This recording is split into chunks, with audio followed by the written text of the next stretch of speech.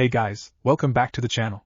This is a story about what if Naruto has harem with Ino Sakura and Anko. Before I start, please support for more amazing content, and do consider subscribing to my channel and share this video with your friends. This is written by Fox-sama and link in description and support writer.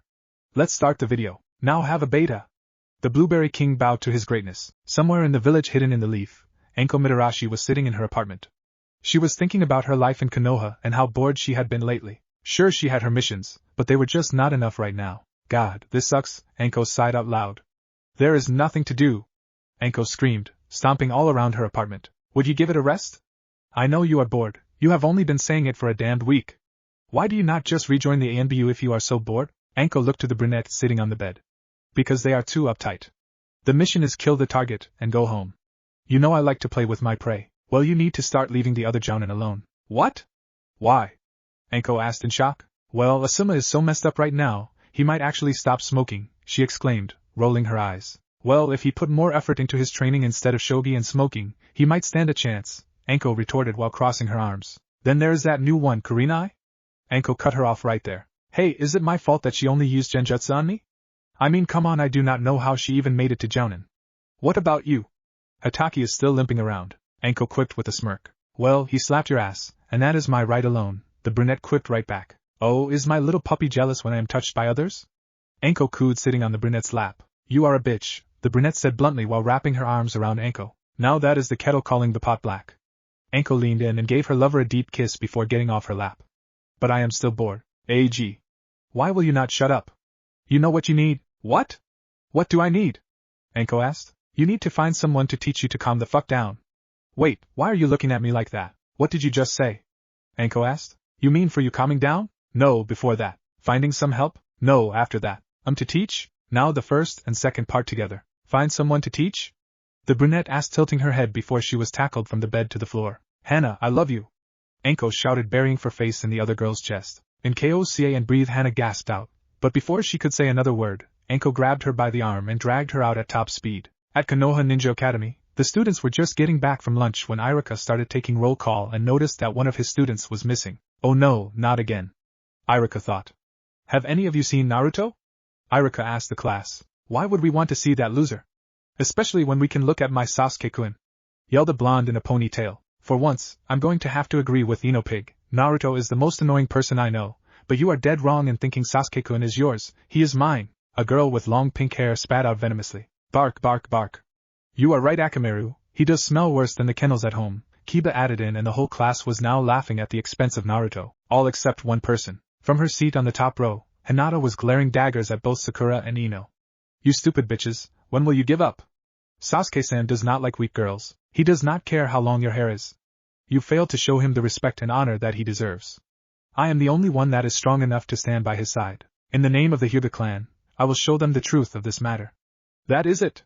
I have had enough, roared Hinata. The whole class stopped what they were doing and stared at Hinata. Haruno, Yamanaka, I have been watching you since day one, and every day is that same, yell, cry, fight, and swoon over Sasuke-san. You are nothing but spoiled little kids used to getting anything they want because of this. Your skills in the ninja archers are non-existent. You are both weak and you both are disgraces to your clans. You make me sick. Hinata spat, voice dripping with hate. Hinata, being the top kunoichi to be of their class, never really said much to anyone. For Hinata to speak out with such hate was unheard of, and with the other students looking back and forth from Hinata to the reeling Sakura and Ino, things were going to get out of hand real quick. What did you say, you little bitch? Ino bellowed. Yeah, why do you not come over here and say that to our faces? Sakura added. Then we will kick the shit out of you and your freaky-eyed ass. Cha! Inner Sakura shouted inside of Sakura's head. I will gladly put you in your places. As Hinata was getting up from her seat, when Irika yelled out, okay, that is it. I will not have my class interrupted. Hinata-sama, please take your seat. Sakura, Ino, you too as well. But Irika-sensei. Hinata has insulted our clans. In Article 9 of the United Clan Treaty, Ino and I have the right to defend ourselves and our clans, Sakura strongly exclaimed while standing at her desk. I, Sakura Haruno, invoke my right to a duel, for the honor of my clan. She's right, I cannot let her get away with that. I, Ino Yamanaka, hereby invoke my right to a fine. As your superior, I will act as referee for your match. As you know, I must submit a report to the Hokage as well as you clan heads. The duel will be tomorrow, after your genin exams. Now Hinata-sama, you have the right to pick which duel you accept, an extremely serious Irika said. I, the heiress to the Hyuga clan, Hinata Hyuga, accept both the challenges of one Ino Sakura and Yamanaka Ino in a 2-on-1 battle, Hinata calmly stated in a collected voice. This statement caught everyone off guard, but before the situation could develop any further, the door to the class opened and a man with a scarred face walked in. Iruka, the Hokage has requested your presence at the Hokage Mountain immediately, Ibiki said. Iruka rolled his eyes. Again? Iruka asked, already making his way to the door. I am afraid so, Ibiki answered, following Iruka out the door. At the Hokage Mountain a few minutes before, Naruto was already halfway through painting the 4th's head. This is my best work ever. I can finally get them to see what I can really do, Naruto spoke out loud. A little too loud, seeing as that just as Naruto finished the purple spiral on the left cheek of the 4th's face, Naruto began to hear people yelling. He looked down and saw many angry villagers and ninja alike, all of whom were yelling. Get away from there, you little bastard. You have gone too far this time, Uzumaki. You are going to pay for this, you demon. Those were just some of the many things he heard.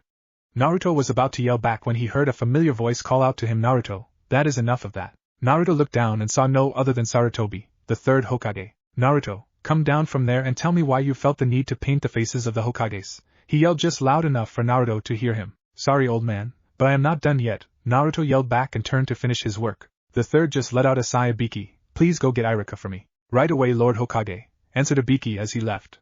Less than 2 minutes later, Iruka stepped next to the Hokage. How could he have painted all 4 faces without someone stopping him? Iruka asked in awe. No one saw what he was doing till 5 minutes ago, the Hokage said, glaring at all the ninjas that were present. Iruka took in a deep breath and bellowed, Naruto. What the hell are you doing up there during class time?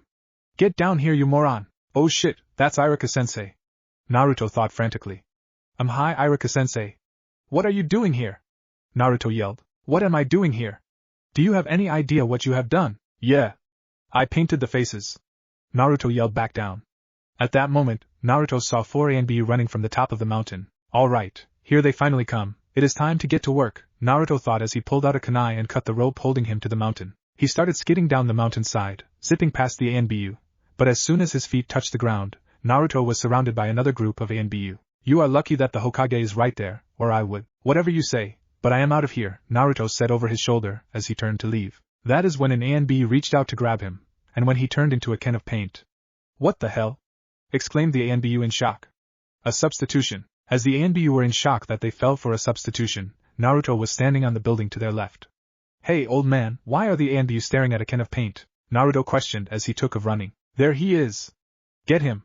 The ANBU raged. I am getting too old for this shit, thought Sarutobi as he watched his elite ANBU chase the 16-year-old boy. Naruto jumped from roof to try and lose the ANBU Black Ops that were following right behind him. As Naruto landed on the next roof, he saw a small alleyway and dropped down, hopping from left to right on the walls to land safely. He quickly ran to the back of the alley, taking the only turn available to him, a left turn. When Naruto made the turn, he ran face first into a wooden fence. As he recovered, he turned to run back the way he came, but saw the 4 ANBU standing there. Give it up, you little shit. There is nowhere left to run, the ANBU in the eagle mask said smugly. Sorry ladies, but I have places to go and people to see, Naruto said with a smirk. Naruto then jumped into the air doing a backflip landing on top of the fence, and then instantly jumped up to the left landing on a nearby roof. Naruto took a quick look around the roof and saw a cooling vent. With the ANBU only seconds behind him, the vent looked real inviting. Naruto shot at the vent like a bullet out of a gun. He grabbed 2 kunai, threw them at the vent's hinges, and jumped in the vent head first. He crashed through the vent at tremendous speeds and began to slide through the twists and turns till he saw the other end. Oh no! The vent is too narrow to get my hands up, he thought frantically. Cray-away-a-wup! Naruto yelled as he slid head first into the steel vent cover. Naruto smashed right into and through the cover and landed hard on his back onto marble counter. Ouch! Hey, are you okay? The shopkeeper came running over to see if he was all right, but as soon as he saw it was Naruto, it was a different story entirely. You little monster, look what you did! Get the hell out of my shop! The shopkeeper yelled and shoved Naruto off the counter, making him hit the floor with a thud. Go on, get the fuck out, and do not touch my fine china! He yelled again. Okay, shut up already.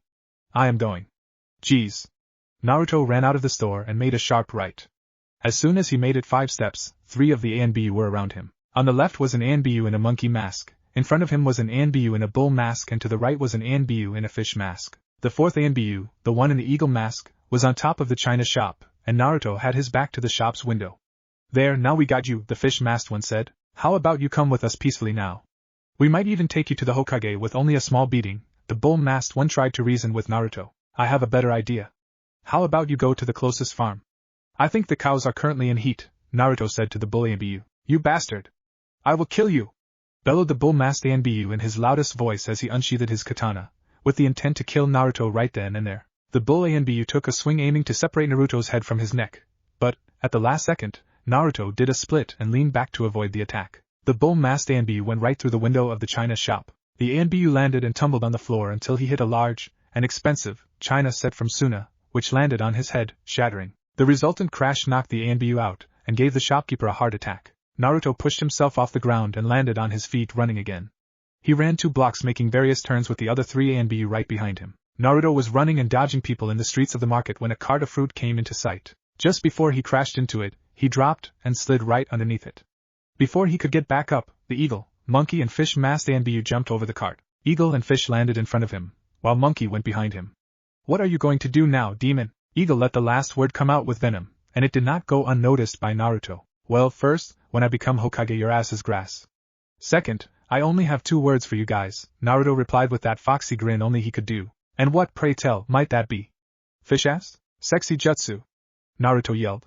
A puff of white smoke surrounded Naruto, and as the smoke began to clear, the Anbu saw that Naruto was gone and in his place was a naked blonde girl with strategically placed smoke still around her more private, lower region. The only thing the Anbu could do was the same thing every other guy on the street was doing. And that was to stare. Girl Naruto, or Naruko as she is called, crossed her wrists at the stomach and pressed her breasts together. You do not want to hurt little old me, do you? Naruko asked with a pout. Without warning, every single man and teenage boy went flying with bloody noses, while in the monkey-masked Anbu went flying through the fruit cart. Naruko made a hand sign and puffed back to normal. Naruto was looking at his handiwork when he saw another squad of Anbu approaching. Hey, over there! Get him! Naruto let out a sigh as the chase started all over again. 4.5 hours later, Naruto and the Anbu were still going at it. The Hokage had already gone back to his paperwork a long time ago. Things were looking good for the blonde boy. That is, of course, until he turned a sharp corner and ran into the one guy he did not want to see. Naruto! How are you this youthful day? And where are your flames of youth taking you so fast? Guy shouted at his most exuberant. Guys and Naruto tried to say something only to be cut off by Guy. You know my youthful little friend, you remind me a lot of my lifetime rival, Kakashi. How would you like to be Lee's rival and keep your youthful flame burning bright for all to see? Guy asked, possibly even louder than before. Naruto looked back to see 6 more Anbu were coming his way and looked back to Guy. Guy-sensei, I am very, very sorry, but this is a matter of life and death, Naruto said in a panic. What are you talking about, my youth? Ugh. Guy never got to finish, for at that moment in time, Naruto had kicked Mato Guy in the testicles and ran away. On his way down to his knees, Guy muttered, very unyouthful before he slumped to the ground. Okay, I need to end this, Naruto thought as he pulled out his custom-made camouflage blanket. Naruto made a mad dash to his desired location, and quickly put up his camouflage. As soon as he put it up, all of the Anbu ran by him, not seeing him. However, unknown to Naruto, one person had seen what he did, and he walked over to Naruto while taking in a deep breath. Why can you not do that well in class, and what have I told you about that damn jutsu? Iruka irately bellowed in Naruto's face. Naruto jumped in the air and landed on his ass. Do not sneak up on me like that. Naruto shot back. Come on, you have a mountain to clean up, Iruka said as he dragged Naruto by the back of his shirt. The next day at the academy, students and teachers alike were all talking about the day's exam, and the fight to soon follow. As Naruto walked into the class, he thought someone had died. It was so quiet that Naruto could hear some of the other kids whisper about what he did yesterday, and how they would not have been caught. Naruto just walked up to sit in the back. On the way, he passed Sasuke, sitting with his fingers locked and covering his mouth. Just as Naruto passed him, Sasuke muttered loser just loud enough for the class to hear. Naruto, after having a rough night scrubbing the Hokage faces and a long talk with Iruka at Ichiraku's ramen stand, was not in the best of moods. You know what, Uchiha? You need to go get yourself a dog. Not expecting that, Sasuke raised an eyebrow and asked, why? So you could pull that stick out of your ass and play fetch with it. Before Sasuke could answer, Sakura threw a book at Naruto while she yelled, how dare you talk to Sasuke like that? She then jumped on Sasuke's back, hugging him. You are annoying, is all Sasuke said as he shrugged Sakura off of his back, making her fall to the ground, hard. Naruto was about to hit Sasuke then and there, but Iruka came in with Mizuki. Okay class, settle down and take your seats so we can start the exam. Before I forget, Ino, Hinata, Sakura, he said, gaining the mentioned girl's attention as well as most of the class, your match will take place after class today, and only if you 3 pass the Hokage does not believe it is a good idea otherwise. Okay, we will call you all up one at a time for your tests, so when you hear your name, come to the side room, stated Mizuki. One by one, the would-be ninja passed their test. By the end of the day, every student passed except one. Naruto Uzumaki. Naruto was sitting on the swing outside of the academy where the new genin were being congratulated by friends and family. That is, of course, until Hinata came out of the academy with Sasuke, Haruno, Yamanaka. I surprise you passed. Are you two going back out of our fight?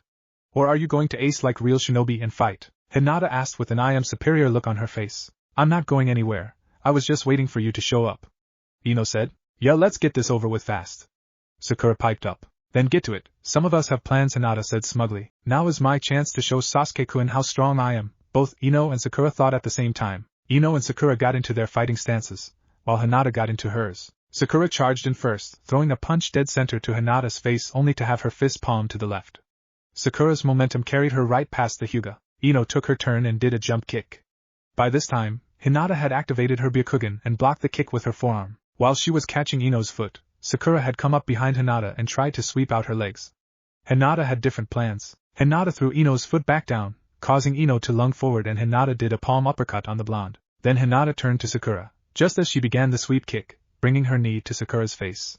Catching Ino's and Sakura's jaws at the same time, both girls hit the ground. Finish this, Hinata, Sasuke said joyfully, obviously enjoying what he was seeing. Hinata looked at Sasuke, and nodded in agreement. She began to drag Ino to where Sakura was. Ino was placed next to Sakura with Hinata standing in between them. What are you doing? Sakura asked in pain. Yeah, you have won. It is over, Ino groaned. Hinata just smiled. That smile sent chills up the other two girls' spines. Then, Hinata spoke. This is what happens when you cross the great clans of the Uchiha and the Hyuga. Hinata shouted loud enough for all to hear.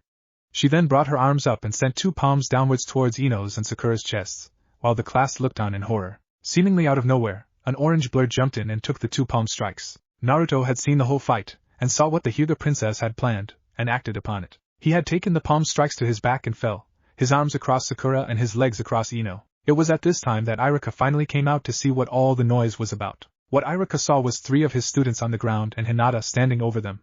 I told you that I would ref this fight. I am sorry, Iruka-sensei, but I did not feel the need for you to waste your time with this. Hinata bowed. Be that as it may, I cannot let this go, Hinata-sama. Iruka said, but it was Haruno's, Yamanaka's fault. Iruka looked over to the last Uchiha. Hinata just came out here when they jumped her, she had every right to defend herself from their jealous attacks. Sasuke lied. With a sigh, Iruka closed his eyes. Okay, go home, I will overlook this. The last thing the Hokage need is to find out his new genin are fighting. Sakura and Ino had both sat up by the time Iruka got there, and were holding their heads. They both noticed Naruto lying across them. Ino looked to Sakura. Did he just save us? She asked her pink-haired friend. Sakura, being just as confused as Ino was, could only nod her head. Iruka looked over the two girls and asked if they were okay. They both nodded. Iruka turned his attention to Naruto, who was trying to get up, as he had started coughing up blood. Iruka picked him up and took him straight to the hospital. When they left, Sasuke walked up to Hinata and put his arm around her shoulder, smirking at the two girls on the ground, and walked off with Hinata. The crowd of onlookers soon left as well, leaving only Sakura and Ino to wonder why none of their other friends had came to see if they were alright, and as to why Naruto came to their rescue. Ino was the first to get up and offer a hand to Sakura to help her up. When both girls were up, they started to walk home in silence. As they came to the Yamanaka flower shop/house, Ino spoke. Hey, forehead? Do you know why Naruto did that? No, I don't, pig. I cannot figure out why he helped us. Us of all people? Sakura said, sounding confused. What do you mean by that, Sakura? Ino asked in a huff. Think about it, Ino. Other than Sasuke, you and I treat him the worst. You are always calling him names and putting him down, while I am always beating on him, Sakura said sadly. Ino just looked down. The girls talked for a little bit longer till they both decided to ask Naruto himself as to why he saved them the next chance they got. Later that night, in Konoha Hospital, Naruto was just waking up looking at the same old white ceiling he knew all too well. I hate this ceiling, he said out loud to no one, not knowing he had a visitor in his room. Why would that be? Asked a voice in the darkness. Naruto, fearing that someone had came to attack him, jumped out of bed and took a defensive stance. Naruto, calm down, it is me, Mizuki. Mizuki then turned on a light so that Naruto could see him. Mizuki-sensei? What are you doing here?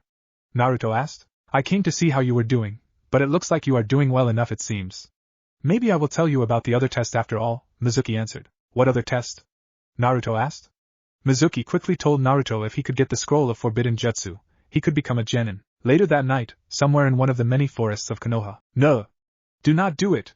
Yelled a wounded Iruka. And why not?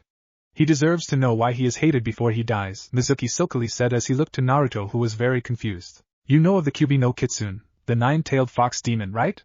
Mizuki asked. Yeah, it was killed by the fourth Hokage who died along with him, was Naruto's answer. Mizuki started laughing wrong as always. The demon was too powerful to be killed. So do you know what the fourth had done? No? Then let me tell you. No. You cannot do this. Iruka yelled, trying to get Mizuki to stop. His pleas only fell on deaf ears. The fourth sealed the Kyuubi into an orphan baby. A little blonde boy, who no one wanted, Mizuki said with a sick smile on his face. Naruto dropped to his knees with a look of shock on his face. When Iruka saw this look, all he could was smirk. He finally knew why the village hated him, and it was not even his fault. Mizuki started to laugh again. So you see, brat, you are the nine-tailed fox. No, Naruto. Do not listen to that bastard. You are not the Kyuubi. You are Naruto Uzumaki. The Jinchuriki. The container for Kyuubi. Iruka yelled to Naruto. By this time, Mizuki was getting sick of Iruka. You know what?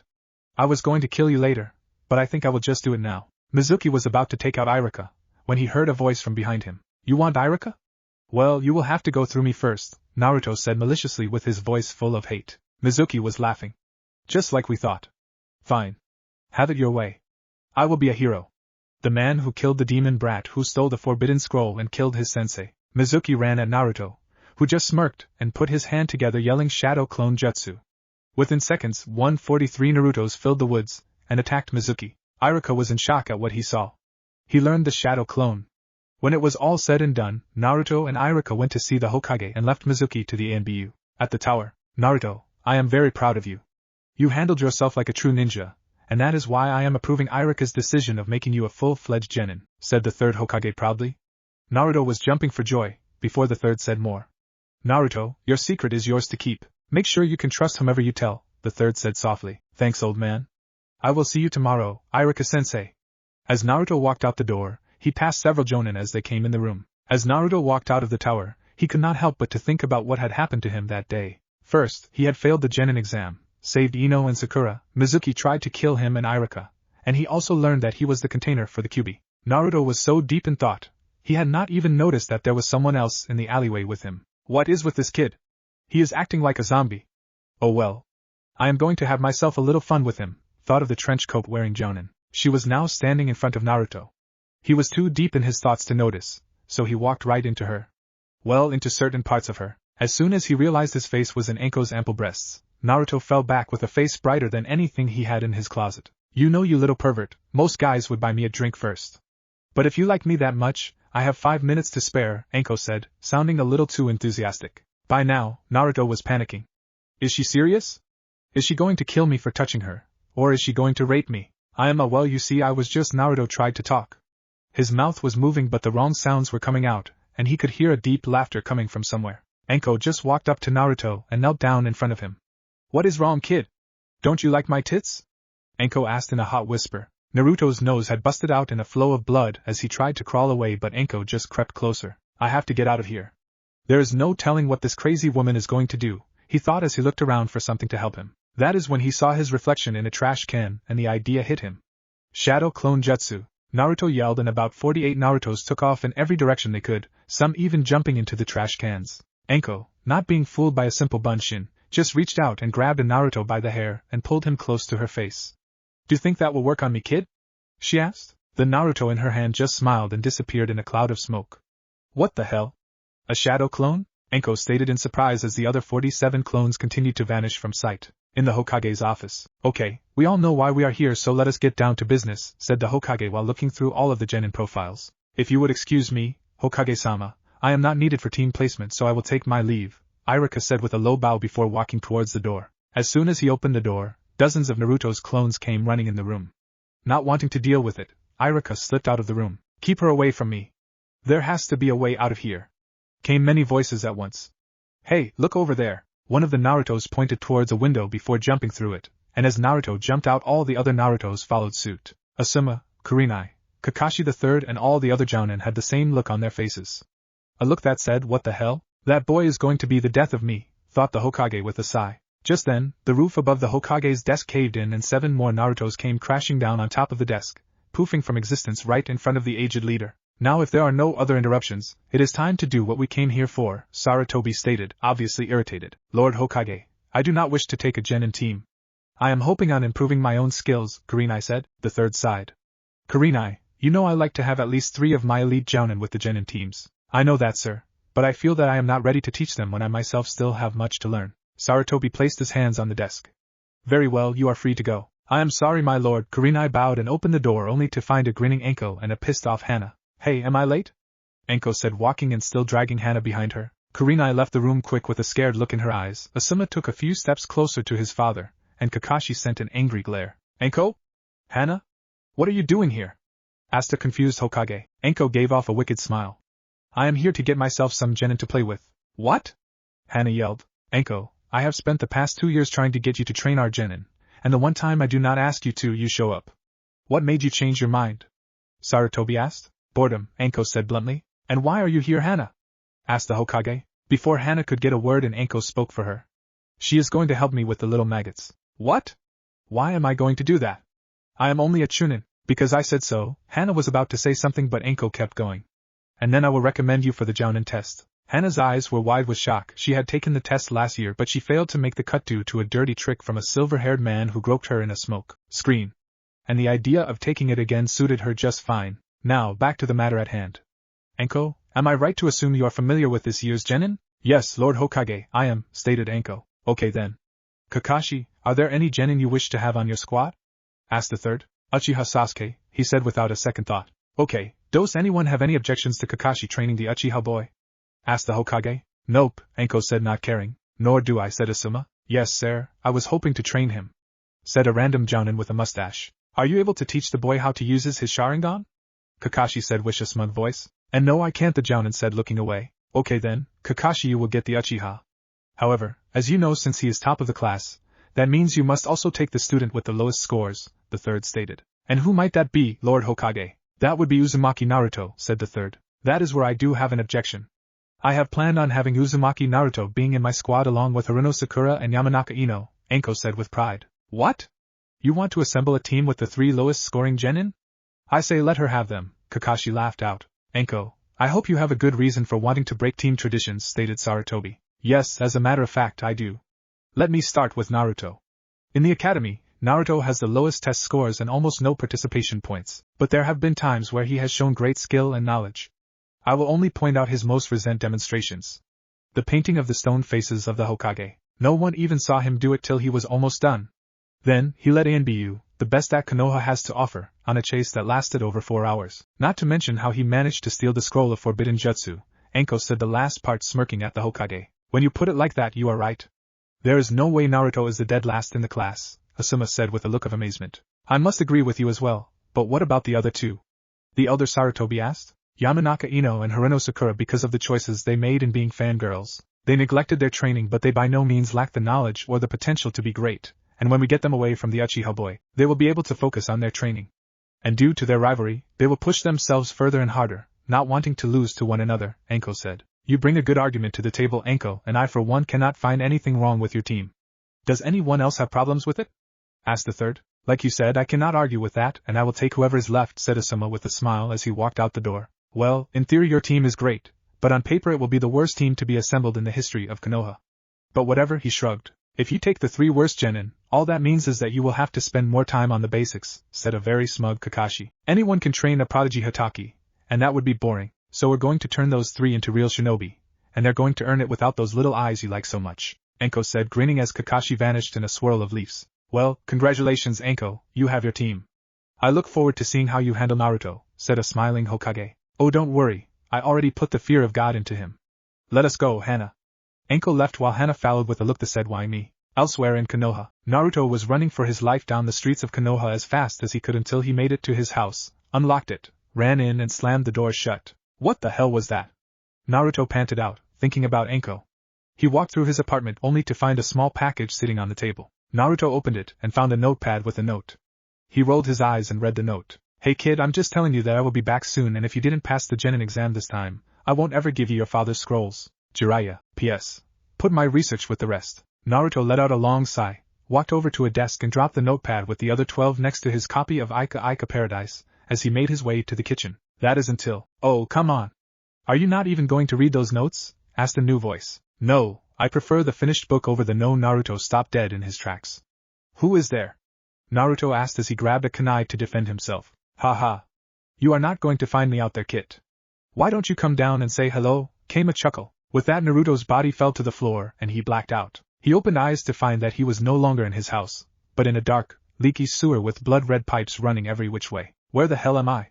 Naruto asked out loud. Just turn around, the voice came again. Naruto did what he was told, and when he did, he received the biggest shock of his young life. He saw a massive cage door with a piece of paper that read seal in the middle, but that is not what surprised him. What had surprised him was the 30-story fox behind the cage. And it just sat there, staring at him. By now Naruto had more than enough bricks to build a life-size copy of Konoha. What is the matter, Kit? Never seen a great demon before? Asked a very amused fox. Kyubi, but you are supposed to be dead, Naruto said just above a whisper. I guess I was wrong, you are not as dumb as you look. However, as you can see, I am alive, Kyubi said with a smirk. So it is true? You are inside of me? Why didn't Ero-sennin tell me? Or the old man? They were going to tell you the day after becoming a Chunin, but that Mizuki guy beat them to the punch, said Kyubi as he laid down on the floor. Oh well, at least they were going to tell me eventually. Naruto said looking down. Hey Kyubi, can I ask a question? Naruto asked, looking up to the great fox. Go ahead, Kyubi said with a sad voice, knowing what was coming. You do not seem all that evil. So, why did you attack the village? Naruto asked, taking a seat on the ground. It was not one of my prouder moments, Kyubi said with a small smirk. Before I attacked your village, my mates, Nibi and Serai, had come down with a rare disease that can be fatal if not cured quickly. While I was out gathering the proper herbs for the medicine, I was attacked by 2 other Biju, Rokubi no Raiju, the 6-tailed weasel, and Shichibi no Kaku, the 7-tailed badger. But why did they attack you? I thought you were their king. The young blonde squinted his eyes in confusion. And who are Nibi and Serai? Naruto asked, interrupting the great fox. Kyubi growled before explaining. First, do not interrupt me again. Second, that is why they did it, in hopes that one of them would become the new demon king. They almost succeeded, too, but then Rokubi thought he could finish me himself, and he turned on his partner. With them attacking each other, I was able to get the upper hand and win. Although I was too weak to kill them, I did give them injuries so severe, they are probably still trying to heal. And Nibi and Serai, like I said, were my mates, and they were 2 of the most powerful demons to come out of the cat tribe. It started with Nibi, and then I met her sister Serai. I still don't know how I ended up both of them, Kyubi said that last part with a sick grin. That still does not explain it. Why did you attack my village? Naruto asked, wanting to hear more. I was getting to that, Kyubi began, irritation clear in his voice. When the fight was over, I made my way back to Serai and Nibi, to see how they were doing, but Kyubi trailed off, looking down at the ground. Naruto just sat there looking confused. But what? He asked. But when I got back, I found them both dead, and it was not from the illness.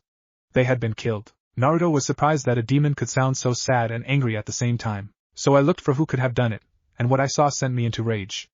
I saw a man with a proud smirk on his face, and your village's symbol on his headband. At that Naruto stood up in shock. Before you ask, I don't know who he was. He sank into the ground before I could bite his head off. All I know is he had the headband, yellow eyes and the smell of a snake. Knowing where the headband came from, I set off for your village. There were hundreds of your shinobi tried to keep me out, and in my weakened state, they were doing just that. But they were taking losses fast. Soon they all stopped their attacks, and that is when I noticed a blonde man standing on a cliff, ready to fight. So I turned to meet my new opponent.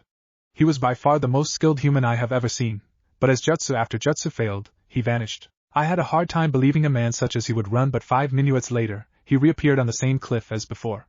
This time, however, with a small bundle in hand. I turned to face him once again as he set the bundle down, and that is when I saw that the bundle was a sleeping infant. Kyubi paused and looked to Naruto. So as I looked on in confusion, the blonde man, which I can only guess to be your father, started going through hand seals. Before I knew what was happening, Shinigami appeared behind him and took his soul, and I blacked out. When I finally came to, I was trapped in here. The fox said, looking around. My father was the 4th Hokage, Naruto said softly with wide eyes. Well, you look just like him and have the same scent, you do the math. Naruto stood there just trying to take in all of the information until he spoke.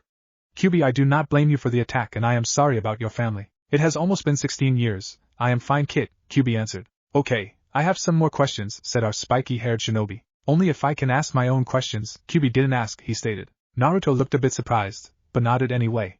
How come you have never talked to me before now? It was the way the seal was designed. I could not speak with you until you were made aware of me. Ha! With the way the villagers treat you, I am shocked it took this long, the fox answered. Okay, now it is my turn. Why in the bluest of blue hell, do you wear that god-awful orange jumpsuit all the time?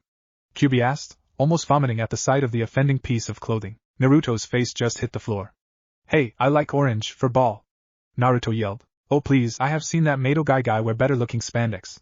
And do not call me for ball, brat. Naruto and Kyuubi talked and argued for most of the night until Naruto remembered he had his teen placement the next afternoon, and went to sleep. Chapter 3. A blessing from God, or a joke from the devil? The next morning in Konoha, Naruto was getting ready to leave his house so that he could find something to do until it was time for him to get assigned to his team. However, as Naruto was about to go outside, Kyuubi stopped him. What the hell do you think you are doing? Kyuubi asked, in an almost panicked tone of voice. Nothing, I am just going out cause I am bored. What is it to you anyway? Naruto asked, trying to hold back a smile. What do you mean, what is it to me? Look at yourself. You cannot do this to me, no! Kyuubi yelled, barely keeping himself from smirking. Naruto asked, what do you mean, Fox? You know damn well what I mean, boy, and I will not let anyone see me like this. What are you talking about? No one can see you. Now if I could find a way to never have to look at your ugly mug again, then I'm set, Naruto said wistfully. You know for a fact that everyone knows I am sealed in you, you little shit, Kyuubi said, starting to get mad. Yes, I do know that. A sick smile crossed the blonde's face. I also know that the people of the village are going to think you drove me over the edge, believe it, Naruto said as he reached for the door, only to have his arm seize up on him. What the hell is this? Naruto yelled, looking around to see if he had fallen into an enemy trap. I am pumping chakra into your arm, it is mine now. Now, with his right arm and hand under Kyuubi's command, Naruto went for the door with his left. To his great dismay, however, his right hand grabbed his left, and stopped it from turning the handle. Naruto managed to shake his left hand free from the other's grasp, and slapped the top of it. Kyuubi, not liking that, slapped Naruto's left hand. The little slapping game went on for a few more minutes, until Kyuubi decided to change the rules of the game and slap the left one, hard, before turning towards Naruto, making his eyes widen. No, don't even think about it, Naruto warned, narrowing his eyes. Just then, his right hand lunged at his face. Naruto quickly brought up his left hand to stop his right. Naruto fought with his hand until the struggle sent him out of his window, and out into the streets, where the people looked on in horror, as they feared the demon was trying to escape. Their fears were increased when Naruto spoke. Give it up!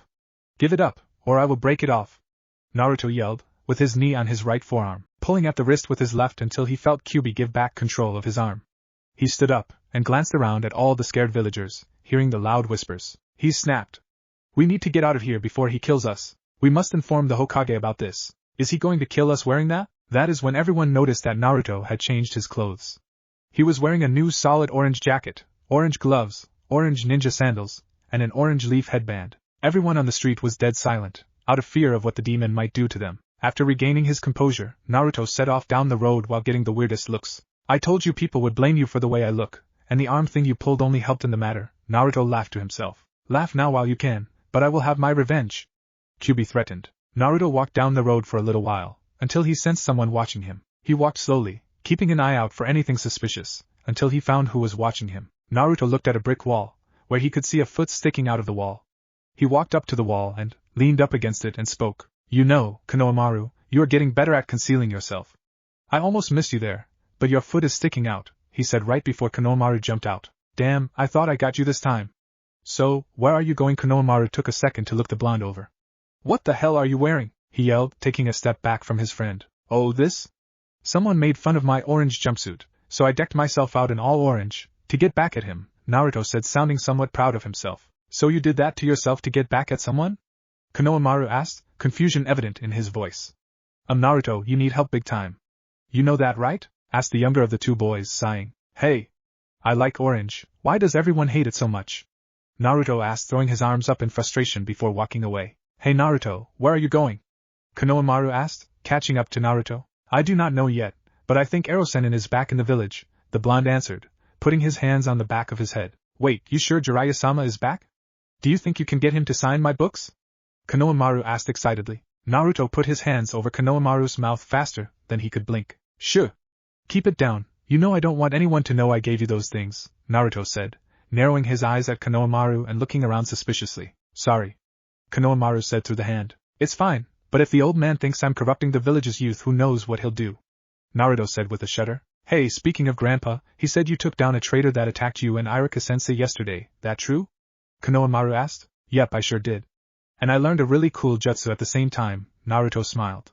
It's called the Kage Bunshin, and unlike the regular Bunshin, these clones are solid, and you get to keep all the knowledge they obtain. Unfortunately they give you a headache when you dismiss them, Naruto said, pride in his voice and a smile on his face. You have got to teach me that. Konohamaru yelled with stars in his eyes. No way, that's my ace move. I don't want anyone else knowing it, Naruto said, still walking until he saw that Konohamaru had stopped. Okay then, I guess I will just have to tell everyone about your dreams about Tsunade-sama, Konohamaru said with a grin that would make Kyubi proud. In 0.2 seconds, Naruto went white. You wouldn't dare, Naruto growled, burning a hole straight through Konohamaru. Try me, Konohamaru said, his smirk still on his face. Fine. You win, I will teach you. Naruto caved. You know you are a little bastard, right? Naruto asked with a glare that would have killed Konohamaru if it could. Where do you think I learned it from? Konohamaru asked as he walked past him with his hands behind his head. You just lost to a 10-year-old kid, Kyubi said. Just shut up. Naruto did not want to argue at the moment. Elsewhere, at the Harem residence, Ino was standing outside, debating if she should knock. She knew she and Sakura were not on the best of terms still, and that with the exception of Sakura and her grandmother. Sakura's clan hated her. But Ino wanted to get back her best friend, took the chance and knocked on the door. Just a minute, I will be right there. Mrs. Haruno opened the door with a smile, but when she saw it was Ino on the other side, her smile left her face. What do you want? I would like to see Sakura, please, Ino said, bowing in fake respect. Mrs. Haruno gave Ino a scowl, as if she was nothing more than trash. If you try anything, I will see to it that you, and your clan, are exiled from Konoha. Mrs. Haruno's voice was full of hate, and she shut the door in Ino's face. What a bitch. Ino thought. I am sorry for my daughter. Ever since she learned she will become the new clan head, she thinks that Konoha belongs to her, said an elderly woman, with a soft smile on her face. Ino turned to the voice to see Sakura's grandmother standing with one of the Leaf's most powerful kunoichi. Kamiko-sama, Tsunade-sama, I did not see you there, Ino said. It's fine, dear. I was just taking a little walk with my old student, Kamiko said, looking at Tsunade. But I thought that you were trained by the third? Ino asked. I was, but I still had to go to the academy just like you, girlie, Tsunade said happily. It was at this Sakura opened the door. Hi grandma, Tsunade-sama, she said happily before looking to Ino. Sorry about my mom, Ino, she just hates you because you were fighting with me over Sasuke, Sakura said, a trace of sadness in her voice. So, what are you doing here? Well, that seems to the question of the day, Ino said before sighing. Sakura, I don't want this anymore, I'm sick of fighting you, I'm done chasing Sasuke, Ino said, looking down. Are you kidding? Sakura asked. Ino just stood there with a hurt look on her face. I was just about to go to your house and say the same thing. I want my best friend back, Sakura said, smiling softly. Ino looked and smiled back, before moving forward and hugging the rosette, who hugged her back. Thanks. Don't mention it, Sakura added. Hey forehead, you want to go train, so next time we won't get our butts kicked? Ino suggested, while breaking their embrace.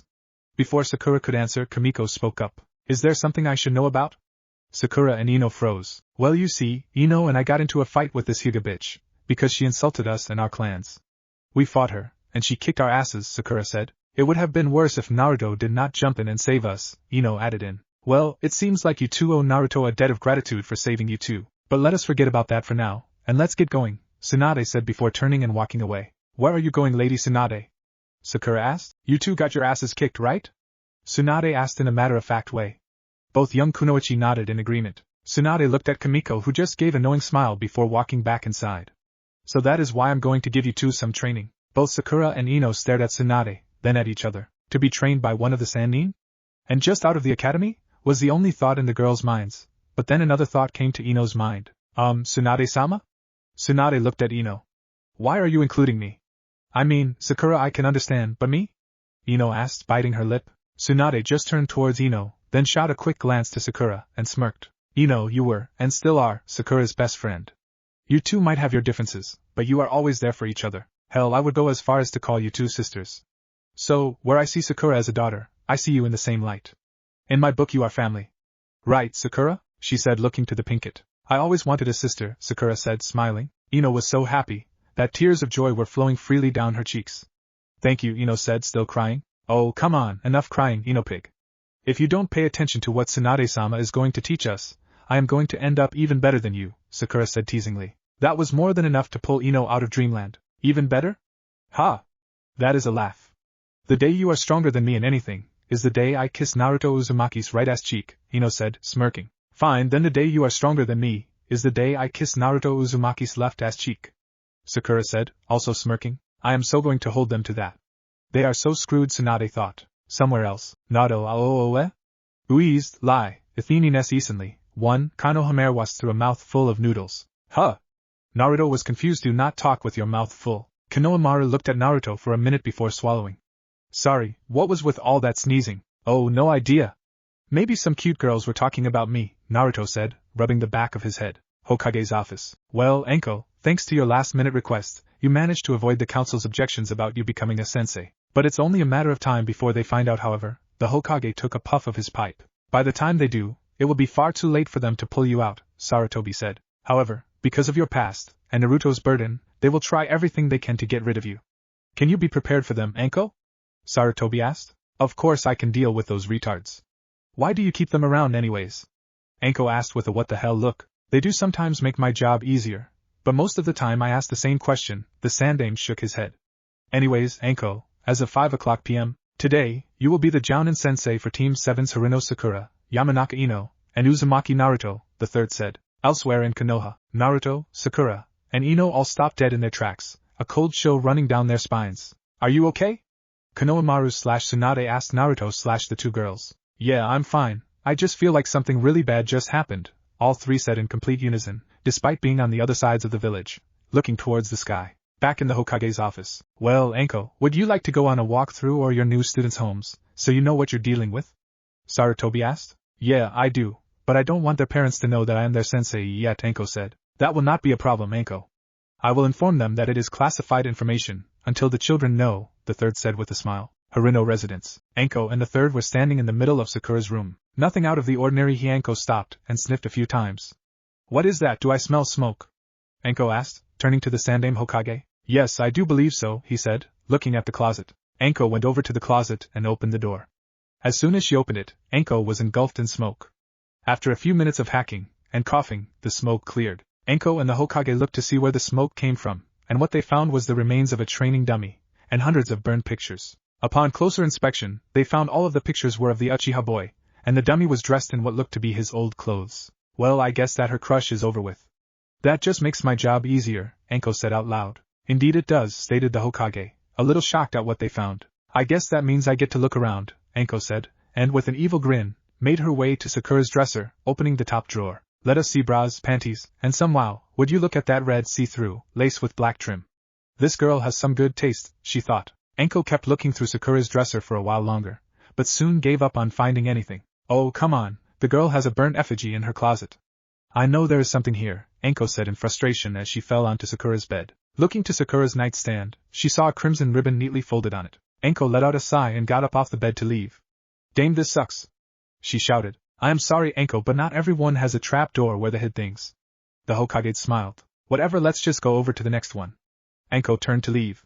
But not without kicking the bed a few times, and after the fourth kick her heard part of the bed fall off. Shit! Sarutobi heard the sound as well before it let out a sigh. Anko fixed the bed. Looked over the side of the bed, she saw that part of the bed's leg had fallen off. Inside the leg, however, was hollow. Anko only thought one thing, pay dirt. Anko reached into the hollow leg of the bed, pulling out two things, a book and small red velvet bag. Anko looked at the book first with an evil smile forming on her face after seeing what the book was. It was, in fact, Sakura's diary. In some training ground, Sakura fell right off the tree she was running up. Why do I feel like my life is over? Sakura thought. Why are you asking me? I know the same things you do. I only let you know what you want, and what you're thinking, Inner Sakura said nonchalantly, and before Sakura could say anything to her inner self, Tsunade walked up to her. Sakura, why are you just sitting there? Get up and do it again, Ino is already 8 feet up on you. Tsunade said. Why yes, ma'am, let me try it again, Sakura said running up the tree. I will not let her beat me. Tsunade just gave a knowing smile. Back in Sakura's room, Anko, I don't think you should read her diary. It is an invasion of privacy, said the third in a stern voice. Oh, come on, Hokage-sama.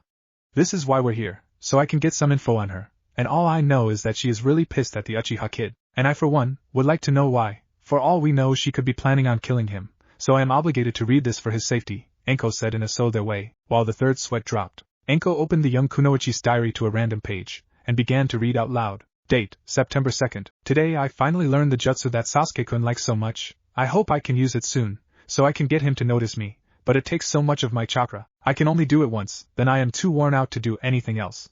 I need to find a way to build up my chakra, but hey, I still learned it. Ha, I almost feel bad for Piggy, she does not stand a chance now. I wonder what jutsu she was writing about, the third said out loud, interrupting Anko's reading. I will be sure to share that with you when I find out, Anko said, answering the Hokage's question. Anko then turned to another page. Date, September 20th. I was thinking about that crystal again. I wish I knew where I got it. I want to ask my mom if she knows, but part of me keeps saying it is a secret, and I shouldn't tell, or show anyone. But the beautiful white gem has 3 half-orange circles, and the bright yellow jagged line down the middle is just so beautiful. Today I am going to the store to buy a pouch for it, just to keep it safe. Anko then picked up the little black velvet bag, and opened it up before pulling out the item it held. Upon seeing the crystal, Anko's eyes became stars. Sarutobi knew immediately what that crystal was, and was shocked to see half of it missing. So that is where it went. Naruto told me it was stolen. It is going to be funny when he learns what that crystal means, but where is the other half? The Hokage was pulled out of his thoughts when Anko started reading again. Date October 1st. Today I gave Sasuke a hug, and he shoved me to the ground. How can he do that to me? All I ever did was love him. It's no fair. Come to think about it, he has never shown me any kindness at all. Every time I ask him out or something, it's always, no, go away, or you are annoying. Then, that little bitch, Hinata, had to add her comments. She said I am a disgrace to my clan? Ugh. I hate her so much. I just want to kill her. But she beat Ino and me so easily. I think she would have even killed us if it was not for Naruto. Naruto is another thing. Why did he do that for us? I mean, I know he likes me, but still I guess I will just ask him why after I thank him. God, I hope he does not take it the wrong way. He can be so loud and annoying sometimes. And the clothes he wears. To quote my inner self, he looks like a damn rejected clown. Well, I feel better. Now, if you will excuse me, I have a shrine to burn down. A small silence followed, as the two adults realized just how much some girls were obsessed with the young Uchiha. To be honest, it disturbed them a little. Well, Anko began, breaking the silence, I think I got all I need from here. Let us move on to the next house, Anko said, smiling, before jumping out the window. The third just rolled his eyes and walked out the door. That was, of course, until he was stopped by Mrs. Haruno. Hello, Lord Hokage. I was just wondering how the walkthrough was going. She asked with the most obvious fake smile as she tried to look past the Hokage. I am sorry, Mrs. Haruno, but due to the request of the Jounin assigned to Sakura, I cannot say anything, the Hokage said with respect. Very well, Sarutobi-sama. Sarutobi could hear the anger in her voice as she walked away. Why does that woman have to be the new clan head? The council already gives me a big enough headache as it is, Sarutobi thought as he walked out the front door. He met up with Anko down the street, and they made their way to the Yamanaka flower shop, in Ino's room. Not much difference in the rooms, is there? Anko asked the third. Indeed, save for the flowers in the window, and where the bed is, stated the Hokage. Well, first thing first. Let us check the closet. And with that Anko went over and opened up the doors, only to find the closet's back wall was littered with pictures of Uchiha Sasuke. Some were ripped up, and others had words written on them like, ass, bastard and the like, all over them. In the center of all this, was a bush bust of Sasuke's head. It had been sliced in half at a diagonal angle. Anko just stared at the sight before her, before turning to the Hokage. You might want to assign an ANBU to the Uchiha boy. He managed to piss off the two kunoichi with enough potential to give Lady Tsunade a run for her money, Anko said in a serious tone. You know, I might do just that. At least it will keep that damned council off my back, and it might mean less paperwork if I assign an ANBU. Then it would be if I ignored this, Sarutobi said, chuckling. This time Anko started with the bed, hoping to find another diary, but no such luck. She even checked the bed legs, and still nothing. Arg. Why must these girls hide their diaries? It would make my job so much easier if they were in the open, Anko thought. After 2.5 hours of searching, before taking a break and was sitting under Ino's window. Oh, come on! I am a jounin for crying out loud, and I found what? Some sexy sky blue thong and bra, but I cannot find a little girl's diary? She slammed her fist into the floor, out of frustration. As soon as her hand made contact with the floorboard, it went flying right towards the Hokage. When Sarutobi was about to move, Anko threw a kunai, pinning the floorboard to the wall. Anko, you need to watch your emotions better, and to stop breaking things, Sarutobi said. I'm sorry, Lord Hokage, Anko apologized, scratching the back of her head sheepishly. She then looked at the spot in the floor where the loose board came from, and there, in the floor, was just the thing Anko was looking for. Oh, there you are, my little friend, Anko said as she pulled out Ino's diary, and a small black velvet pouch, giving the book a small hug. Anko opened the little bag first, and found the same crystal Sakura's room. I have to find out where they got these things, Anko said out loud. The third's eyes grew wide at the crystal. Ino has the other half? Naruto my boy, I wish you good luck. Anko put the crystal back in its pouch, and picked up the diary. She was about to open it when she saw an explosive tag on the binding. What the hell is this? She yelled, shocked to find that a 15-year-old girl would put an explosive tag on her diary. She looked around the room for something she could use for a replacement jutsu, but came up with nothing. I guess I will just have to disarm it, Anko thought to herself. She put her hand just above the tag, and began to channel chakra into the tag. After a few seconds the tag went black and fell off. You know, she is going to know that we were here now, the Sandaime said. Meh, she'll think it was her dad or something, Anko said, waving her hand in front of her face. She then opened Ino's diary. At the training ground, Ino stopped, dead in her tracks, and took a fist in the face, and went down. Oh my god! Ino, are you alright? Sakura asked, worried for her friend. I'm sorry, I thought you would block it, Sakura said, kneeling towards Ino. Yeah, do not worry, I am fine, she said as Sakura helped Ino up. But I just got the feeling something is wrong, she added. Ino, you let your guard down, and gave Sakura an opening. You are lucky this is only a spar, or you would be dead. Get up, and try it again. You still have a few hours before you two get your teams, so try it again, Tsunade ordered. Yes, Tsunade-sensei, both Ino and Sakura said. Back with Anko and the Hokage. Anko started to read from the diary. Date, August 28th. When I got home from the academy today, Mom was waiting for me. She said that because I would be graduating soon, she thought she would teach me a jutsu from her side of the family. I never even know there were ninja in Mom's family, let alone Mom being one. Oh well, looks like Sakura is out of luck. Sasuke-kun is mine. Damn, this one has a secret jutsu too, Anko said out loud. The receipt states Mrs. Yamanaka's family members were all farmers and botanists. But in reality she is a refuge from grass, the third said, shocking Anko a bit, but soon recovered and turned to another page. Date, September 20th. I went to the market today, so I could try to find a small box, or something, for my crystal. Damn, I love that thing, but where did I get it? I still cannot remember. Oh well, I am sure it will come to me. When I arrived at the store, I found this perfect little bag, and in so many colors. I was going to get the violet one, but someone grabbed it at the same time as me. When I saw who it was, I was shocked. It was Sakura. After a few words, I let her have the violet one. I grabbed a black one that looked better anyways. When I asked Forehead what she was going to put in it, she said it was none of my business. Oh well, I just came back home so I can put my crystal in it. So do you know what these things are, Hokage-sama? Anko asked. Yes, I do, Anko. It is, however, a double S-class secret, and I cannot tell you right now. But you will learn about it someday soon. I am sorry, Sarutobi said in a stern voice. Anko just rolled her eyes and mumbled something about dumb laws before going back to Ino's diary. Date, October 1st. Today I was all set to win over Sasuke, but before I could do anything, Sakura jumped on his back, hugging him. At first I was mad at her, but then that asshole all but threw her off. I was going to go over to see if she was alright, but then all that stuff with Naruto and Hinata happened. When I and Sakura got our asses whipped, Naruto jumped in and took the last hit. A hit I am almost sure was aimed at our hearts.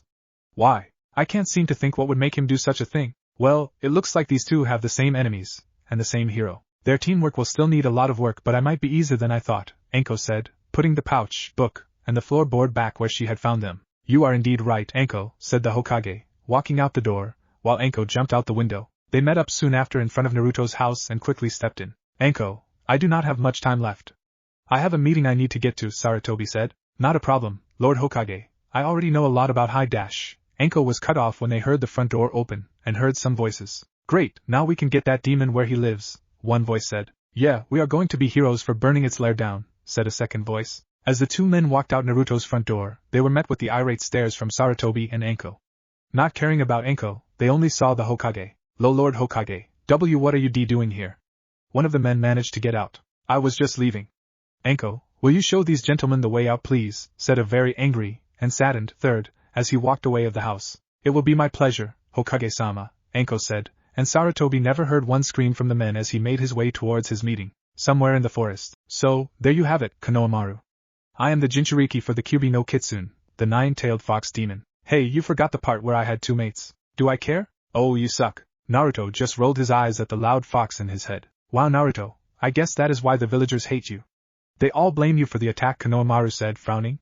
Then, a few minutes later, he spoke again. Naruto, thank you for trusting me with this, Konohamaru said with a warm smile. Before Naruto could say anything, someone else entered the conversation. I came all the back to the village, then spent all morning looking for you, and here you are telling some kid an S-class secret? Who is that kid anyways, sensei? A man with long, spiky white hair asked. That would be my grandson Konohamaru, Jiraiya. And Naruto, I am honored that you trust my family so much. I trust Konohamaru knows what will happen if this gets out, asked the Hokage. Yes, Grandpa, I know, Konohamaru said, rolling his eyes. Yaro Sennin. Naruto yelled, hugging Jiraiya. Would you calm down, and how many times do I have to tell you not to call me that? Jiraiya asked. Then stop peeping and I might stop, Naruto said smiling. So, what are you doing here? Well, I came back in last night and heard what happened, so I wanted to see how you are holding up. I am fine, but the bastard fox will not shut up, Naruto said. Wait, you can talk to the Kyubi? Jiraiya asked shocked. Yeah, he said it was the way Dad made the seal. He couldn't talk until I knew about him. Both Jiraiya and Sarutobi exchanged looks knowing what was coming next. Why did neither of you tell me who my father was? Naruto was looking down with shaking fists, then he looked them in the eye. Why did you not tell me I am the son of the fourth Hokage? At this, Konohamaru's eyes shot wide in shock while Sarutobi let out a sigh and Jiraiya looked sad. Naruto, I wanted to tell you, but your father made many enemies that wouldn't think twice on taking revenge on his son, answered Sarutobi. Naruto, you know your mother and father loved you, we've had a lot of talks about this, Jiraiya said, placing a hand on his shoulder. I know, but when I think who my father was, it just makes me think of what could have been. What if they raised me? Would I still be hated? Or would I be licked? Would I have turned into a spoiled little shit like the Hyuga? Naruto asked with uncertainty. Brat, I can guarantee that you would not be a spoiled little shit. Your mom would have seen to that, Jiraiya said with a smile. Can you tell me about her? Naruto asked, looking to his godfather. Her name was Kushina Uzumaki, and she was by far the most skilled kunoichi the Leaf had ever seen, Jiraiya said fondly. She was also a lot like you, Naruto. Naruto looked at the aged leader. She was kind-hearted, and a lot smarter than she let on. She liked to keep people guessing, he said with a small laugh. And she was loud. Jiraiya added, do either of you have a picture of her? Naruto asked hopefully. I have more than that. Come by my office later after your team placement. I will have your parents' belongings ready for you, Sarutobi said with a smile. Thanks, old man. Naruto said in one of his rare quiet moments. Well, now that we have that out of the way, I must be going. I am behind in my paperwork. With that, the aged leader took his leave. And what about you, Ero-sennin? Don't you have a scroll for Konoha's newest genin? Naruto asked while rubbing his hands together. Yes, I do, but you are not ready for it yet. You are still too weak, Jiraiya said bluntly. What? You said you would teach me the Rasengan when I became a genin. Naruto yelled. True, I did say that. But I thought you would have had some skill, though. I mean, your chakra control is pathetic. The Gama-sennin sighed. I guess I'm going to have to train you myself. Now, let's go. You are going to learn how to climb a tree, without using your hands. Jiraiya paused for a minute. You too, brat, he said, looking at Konohamaru. -3 hours later. Damn, I am beat. I cannot believe how hard tree walking is, Naruto thought, walking into his classroom. As soon as he walked in, everyone went quiet, save for some whispers. What is he doing here? I thought he failed the test? How can he move after the hit yesterday? Naruto just found himself a seat to put his head down and rest. That idea was quickly thrown out the window a minute later as some people came up to him. Well. It looks like the dead last found some loophole to pass, said Sasuke. It must have been the only way for a loser like him, spat Hinata. Before Naruto could say anything, Sakura and Ino walked into the room, looking just as worn out. Hinata went after them while Sasuke found a seat. Well, if it isn't the pink failure, and the blonde ditz, Hinata said with a smirk. Hyuga, the class already knows you are stronger than us. What are you trying to prove? Sakura asked. Oh, there is nothing to prove. I am just reminding you of your place, Hinata said in a loud voice for the class. Why you stuck up, little bitch, Ino said, her voice full of hate. Before anyone could say, or do, anything else, Iruka walked in. Okay, that is enough of that. Now everyone find a seat so we can proceed with your team placements. Over the next 28 minutes, Iruka put teams 1 to 6 together. Team 7, Uzumaki Naruto, Ino Sakura, and Uchiha Sasuke. Your jounin instructor will be Hatake Kakashi. To say Sakura was scared of being put on the same team as Sasuke would be putting it nicely. Sasuke was so pissed. He looked like he would kill the next person that sneezed. Naruto was just about to say something, when the door to the classroom opened, to reveal none other than the Sandaime Hokage himself. I am sorry for interrupting, Iruka, but there has been a change in teams 7 to 10. Those of you from teams 1 to 6, your instructors will meet you outside. With the Hokage's words, everyone left, only leaving the third, Iruka, and what would be known as the Rookie 9. Okay, you 9 have been picked for special assignment teams. I will start with Team 7, Uzumaki Naruto, Ino Sakura, and Yamanaka Ino. You will be an assassination team, and your instructor is Midarashi Anko. The Hokage paused. Naruto, Sakura, and Ino were all shocked. Team 8 will be Hyuga Hinata, Uchiha Sasuke, and Inuzuka Kiba. You will be a frontal assault team, the first in any battle deemed A or higher, and your instructor will be Hatake Kakashi. Team 9 is still in use, so Team 10 will be Aburame Shino, Akimichi Chuji, and Naro Shikamaru. You will be an intelligence gathering team, or reconnaissance team, and your instructor will be Sarutobi Asuma. Now the Hidden Leaf, we have not made special ops teams since the last Great War. This will not be easy in any way. If you feel that you are not up to this, then say so now. Sarutobi waited for a moment, to see if anyone would not take to their assignment. No one said anything. You're posting to remain a secret. Tell no one. If word were to get out, other villages might see it an aggressive move, and you all know what that can mean for us. I wish you all the best of luck, said the Hokage before he left. As he walked out, a large man with a beard walked in. I'm Asuma. Team 10, please come with me. And with that, Teams 7 and 8 were left. No one said anything. That is, of course, until someone broke out into fits of laughter. I can't believe it. They made a team with the 3 lowest students in class. Kiba yelled in between his laughter. Maybe you 3 will get lucky, and get killed on your first mission. That way, you'll not embarrass yourselves too much, Hinata said. Sasuke just sat there with a smirk on his face. Their instructor is probably loser too, Kiba said, opening his mouth again. Well, I was trained by 1-3 Sannin, you little prick. And if I wanted to, I could have killed your little emo friend here 17 times without making a sound while you were talking. Everyone in the room turned to see a purple-haired woman, wearing fishnet shirt and shorts, tan trench coat, and brown skirt, holding a kunai to Sasuke's neck. Team 7, follow the instructions on this scroll and meet me there. She threw a scroll to Ino before vanishing in a cloud of black smoke, leaving a scared-looking Uchiha. Naruto, Sakura, and Ino all stood up and walked out of the room. Outside. Okay, Ino, what does the scroll say? Sakura asked. It says that we need to go to training ground 44, and we need to be there in 7 minutes, or we will be sent back the academy? Ino screamed. What? That is on the other side of town, yelled Naruto. We need to get going, now.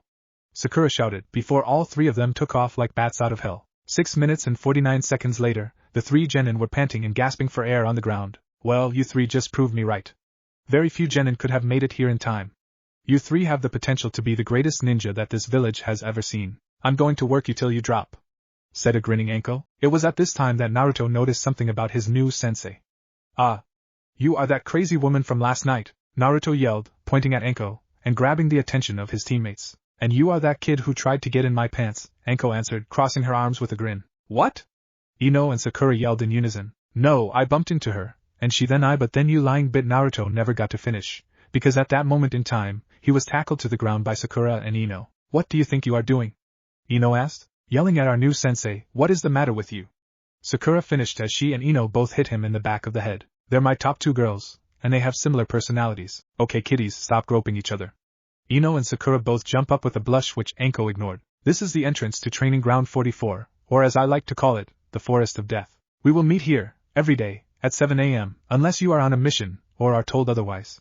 Do you understand? Anko asked, getting a nod from Sakura and Ino, while Naruto just rubbed the back of his head. Well, it don't matter yet anyway. Why is that, sensei? Asked Sakura with a raised hand. Oh, because I'm going to test you little shits to see if you have what it takes, and before you ask I will tell you the test later. Sakura put her hand down as Anko finished. Okay, good. Now I want you three to go around, and tell me a little about yourselves, your likes, dislikes, hobbies, etc., etc., Anko said, waving her hand in a circle. What are you talking about, you psycho dash? Naruto was about to say more, but a kunai went right for, and grazed, his cheek. Anko then appeared, right behind him with said kunai in hand. Well, if you're too slow to understand, I will go first. My name is Mitarashi Anko. The Hokage has been trying for years to get me to train a genin team, so you will be my first students. I like dango, and torture. I dislike people who don't see others for who they are, and a certain bastard that I will see dead one day. My hobbies: I like to make pictures out of dango sticks. My dream is not for you to know, Anko said, rubbing her neck and shoulder. Now your turn, ponytail, she said. My name is Yamanaka Ino. I like my friends and flowers. My dislikes are clans that think they're better than others just because they have a bloodline. I hate that Hyuga slut, as well as the Uchiha. My hobbies are training, botany, and keeping my hair in good condition. My dream is to be the best kunoichi in all of Konoha, Ino said with pride. She is a little vain but will go far, Anko thought. Pinky, go, she said, ignoring the glare Sakura shot at her. My name is Haruno Sakura. My likes are my friends and sweet dumplings. My dislikes are people who think they are better than others, and I hate the same Hyuga skank and Uchiha asshole. My hobbies are training with Tsunade-sama, and learning medical justice. My dream for the future is to be just as great as my grandmother, Sakura said. Great job, copycat, Ino teased. Can it, pig? It's not my fault you went first, Sakura spat. Anko just rolled her eyes. Okay, Spaz boy, you are up. I am Uzumaki Naruto. I like my new team and ramen. My dislikes are people too stupid to tell the differences between one thing from another. I also hate the Uchiha bastard. My hobbies are panicking, eating, comparing, and trying out new ramen, as well as training. And of course, my dream is to be the greatest Hokage ever, Naruto yelled, throwing his fist into the air. Believe it. Okay, since you three are going to be on a team, you need to know what the others can do. I want you all to use your best jutsu. You first, ramen boy, Anko said. Naruto stood up, made a hand sign, and 3 clones popped up. These are my shadow clones. They are free-willed, solid clones, and when they're dismissed, I retain all the knowledge they gathered. Anko nodded, and Sakura and Ino looked impressed. Sakura went next. She ran through some hand signs before putting her right hand to her mouth and blowing out several fireballs in several directions. They all converged on one spot, leaving a rather large fire. That is my Phoenix Flower Jutsu, Sakura huffed out, looking tired. An elemental technique that is quite advanced, Anko thought. She, however, either needs to increase her chakra capacity, or fire is not her element, she noted as she looked at Sakura, who was panting heavily. Wow, that was pretty good, Ino thought, looking at the crater on the ground a few meters away, before shifting her gaze towards Sakura. My technique is better though, and it looks like hers is too hard to do it more than once. She can't handle it, she's wiped. That was awesome, Sakura-chan. You know a really strong jutsu, Naruto yelled, not noticing the slight blush that appeared on said girl's face, which she hid from her other teammate by turning her head to the side a bit. Ino was last to go. She reached behind her head and pulled out a rose. She then channeled some chakra into it, turning it in a whip. She swung it at a nearby tree, leaving a 6-inch gash. That is my rose whip, Ino said happily. Anko had a look of shock on her face. These are the lowest scoring kids? If they really are, then this year's top kids must be some super ninjas if they are better than them, Anko thought. That is a good technique, and it looks like she can do it easily, Sakura thought, biting her lip briefly before she had to stop to gather her breath. That jutsu really took a lot out of her. But it's not as strong as mine, and she needs to be relatively close to her target. That is where mine beats hers, she added as an afterthought, making herself feel a little better. Okay, tomorrow you are going on a 7-day survival test. Be here by 7 a.m., and if you are late, or fail, I will make sure you never become a ninja, got it? And make sure you get a good night's sleep, you are going to need it, Anko said before jumping into the forest of death. Can she do that? I mean, make it so we cannot become ninja? Ino asked. I do not know, Sakura said with worry in her voice. It doesn't matter, all it means is I am going to be the first Hokage to never have been a real ninja. Believe it? Naruto said. Hey, how about we go and get something to eat? My treat. Both Ino and Sakura looked to one another and make to Naruto. Sure, why not? I can grace with my company for a while, Ino said, flipping her hand through hair. Well, if Piggy is going, I guess I will come as well, Sakura said, sending Ino a smile. Later, that night, Sasuke, Hinata, and Kiba went to the Uchiha compound to get in some training. That idea, however, was tossed aside when Sasuke saw someone that made him charge in a blind rage. Foolish little brother. Chapter 4, Snakes, Dogs and Forests. Oh my. Sakura woke up the next morning, and went through her morning routine, stretching, brush her teeth, shower, the basics. When she got out of the shower, she put on her red battle dress, with a slit cut up to the hip on both the left and the right side for easy movement, and her tight black bicycle shorts. The things I do to look good, Sakura thought, knowing full well that her shorts were 2 sizes too small. Sakura tied her headband to the top of her head and began packing her supplies she would need for her week-long test. She walked out of her room, her bag in hand, and found her mother in the kitchen having her morning tea. Oh, hi Mom. Where were you last night? I didn't see you when I came in, Sakura asked, not really caring where her mother was. She always found her mother to be an overbearing, stuck-up, egotistical bitch. Hey, no wonder she was always pushing me into trying to go out with Sasuke. She already thinks she's an Uchiha, Ino Sakura joked. Oh Sakura, I have some good news. I'm the new clan head, Mrs. Haruno said with no small amount of pride. But what about Basama? Sakura asked, more concerned about her grandmother than happy for her mother. Mrs. Haruno sneered at Sakura. It's just like you to be more concerned about that woman than congratulating your own mother. But if you most know, she has stepped down, due to the council pressing her age. Therefore, I was asked to step up. So as of last night's council meeting, she no longer has any say-so in clan matters, Mrs. Haruno said, with an evil glint in her eye. Sakura stood there with a hurt look. Oh no, I hope Basama is okay, Sakura thought. Great, that power-hungry bitch is going to run the clan into the ground. Ino Sakura made her thoughts known, and Sakura agreed with her. So Sakura, did you get on Sasuke-kun's team? Sakura's mom asked. Nope, she answered like she couldn't care less. What? Screeched Mrs. Haruno. Why? We had it all planned out to a T. You would concentrate on studying a ninja code of conduced, and since you don't train properly, you would have no practical skills in jutsu. Then you would be put with the best in the class, which we both knew would have been Sasuke. Mrs. Haruno went over her plan in her head, trying to figure out how it could have gone wrong. I was on his team at first, but luckily, the Hokage came in and changed some of the teams into new cells, and I'm in one of them. Sakura stopped there, to see if her mother would ask about her team, or that bastard. Sakura, what do you mean luckily? You know how important it is for you to marry him. He can bring the Haruno clan more power in this village, and she never got to finish before Sakura cut her off. I don't care what you think he can do for you. He's a stuck-up, self-absorbed, egotistical bastard, with a stick stuck so far up his ass, he can spit out toothpicks. And let's not forget that he spends all of his free time brooding, and whining about his clan. They are dead, we all know that. It's been like 10 years, he needs stop being a little bitch about it, and get over it. You know what? I think his brother just took away his playgirls before he left, and that's why he wants him dead. So if you want him to help with your quest for power, get off your lazy ass and go get him yourself, you old cow, Sakura yelled, before she began to walk away, with Ino Sakura only muttering a damn. Sakura stormed out, leaving a fuming Mrs. Haruno behind in the kitchen. You ungrateful bitch. If you want me to get the power that boy's clan will bring us myself, I will. I'll do just that, Mrs. Haruno thought. Ino was just about to leave her room when she stopped herself. Why am I still wearing these things? I only got them so he would notice him. These things are so stupid, and they don't even keep me warm in the winter, she thought, looking at her arm warmers. She then walked over to her trash can, pulled them off and threw them away. There, now there's nothing left of him, she thought with a smile as she made her way down the stairs. Ino walked into the kitchen to fill her canteen, and found her mom making breakfast. Oh, hi, honey. How did it go over at Sakura's? Mrs. Yamanaka asked her daughter, who was at the sink, filling her canteen. It went great, we're friends again, and we even did some training too. In fact, we're on the same squad, Ino answered with a big smile. Oh, Ino, have you told your father yet? She asked her daughter with a bit of worry in her voice. Ino was confused by what her mother asked. Why would Dad care if I'm on the same team as Sakura? It's not like he's shit. Ino yelled, smacking her head on the counter she was standing next to. It was a well-known fact that Inoichi was proud that his daughter would be the star of the new Ino Shikicho trio, and for that to happen, she'd have to be on the same team as the sons of her father's best friends, Chusa and Shikaku. Just as Ino was about to ask her mom what to do, Inoichi walked in. There she is, he smiled, looking at Ino.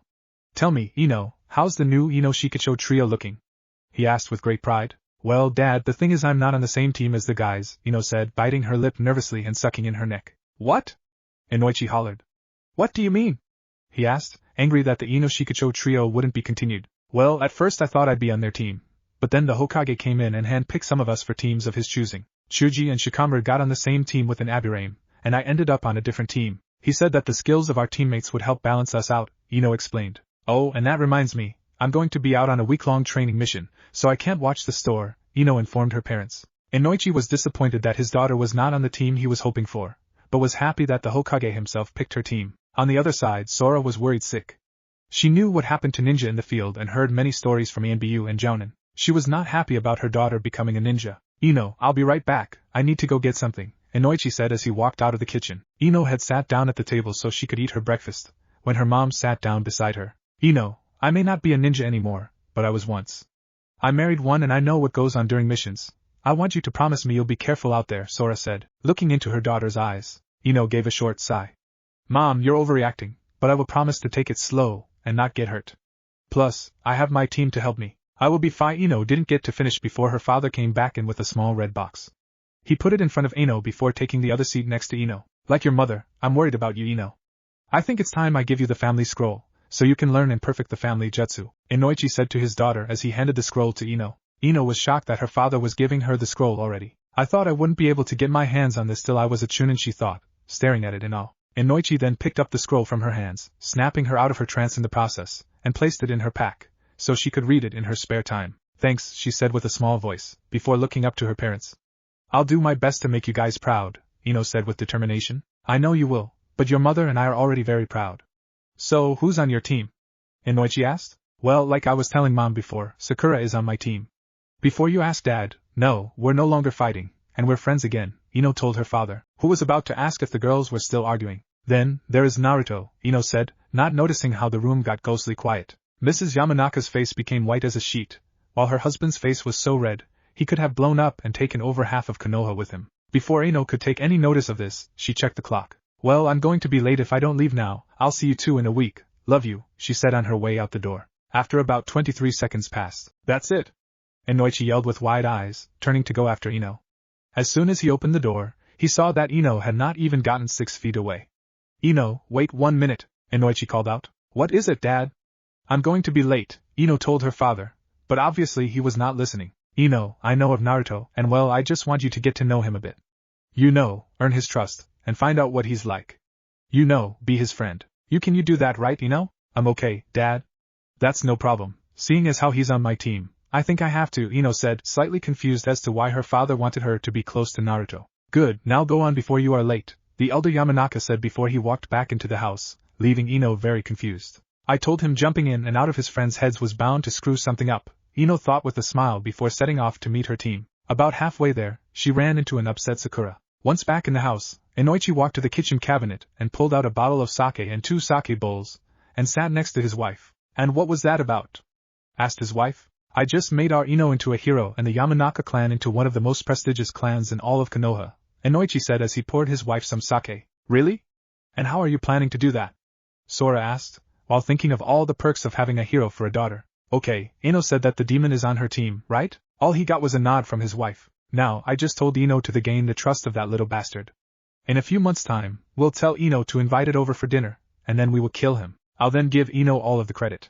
She will say it was all for her clan and her late uncle, as she holds the demon's head up high for all to see. Inoichi finished by holding up his sake bowl to hers so they could toast.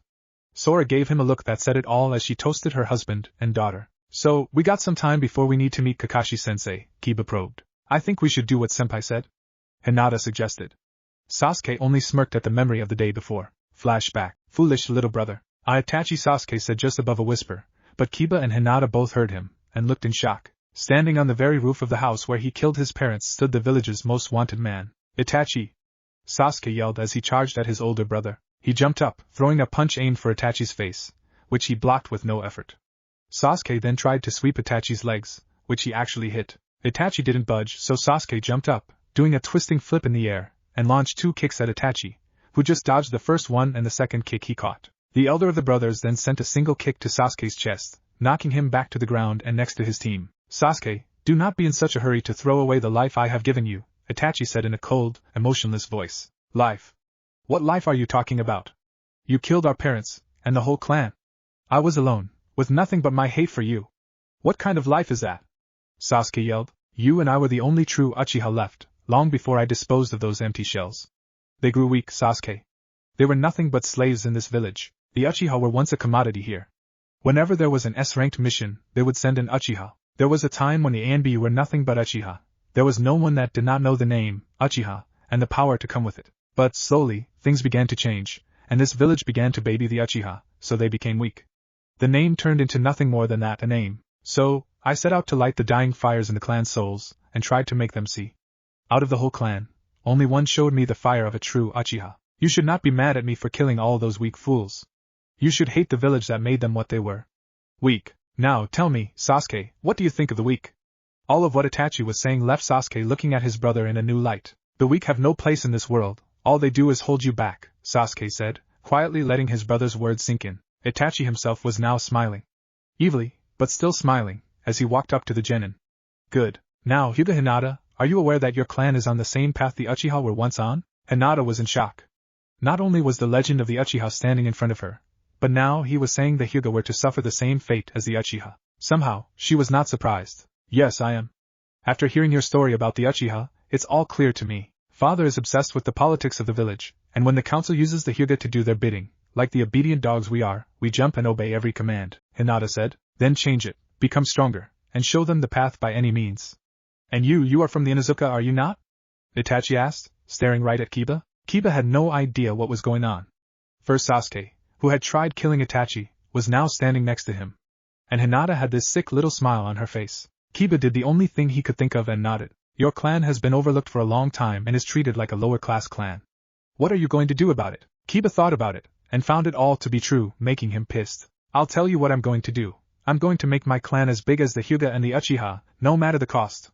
Kiba yelled. Good, but how are you going to achieve your goals? By showing my father that politics will only weaken him and the clan further, Hinata said coldly. I will start by showing this village what happens when you turn your back on a beast, Kiba answered. Sasuke got a grin on his face that actually made Itachi proud. I will show them what a true Uchiha can do, by ending the lives of those that stand in my way. Good. Now I will return in a week and check on your progress. When I feel you are ready, you will join me, and have your revenge on the village, Itachi said in the coldest voice possible before vanishing in a flock of crows. End flashback. Let's go. I need to achieve my Sharingan, Sasuke said, and turned to the Uchiha compound's training grounds, only to see Naruto walking down the road. On second thought, let's have some fun, Sasuke said, and Hinata and Kiba grinned in agreement just as Naruto was walking by. Hey Naruto, what's it like not to have any parents? Naruto just stopped dead in his tracks at Kiba's comment. No, you got it all wrong there, Kiba. He has parents.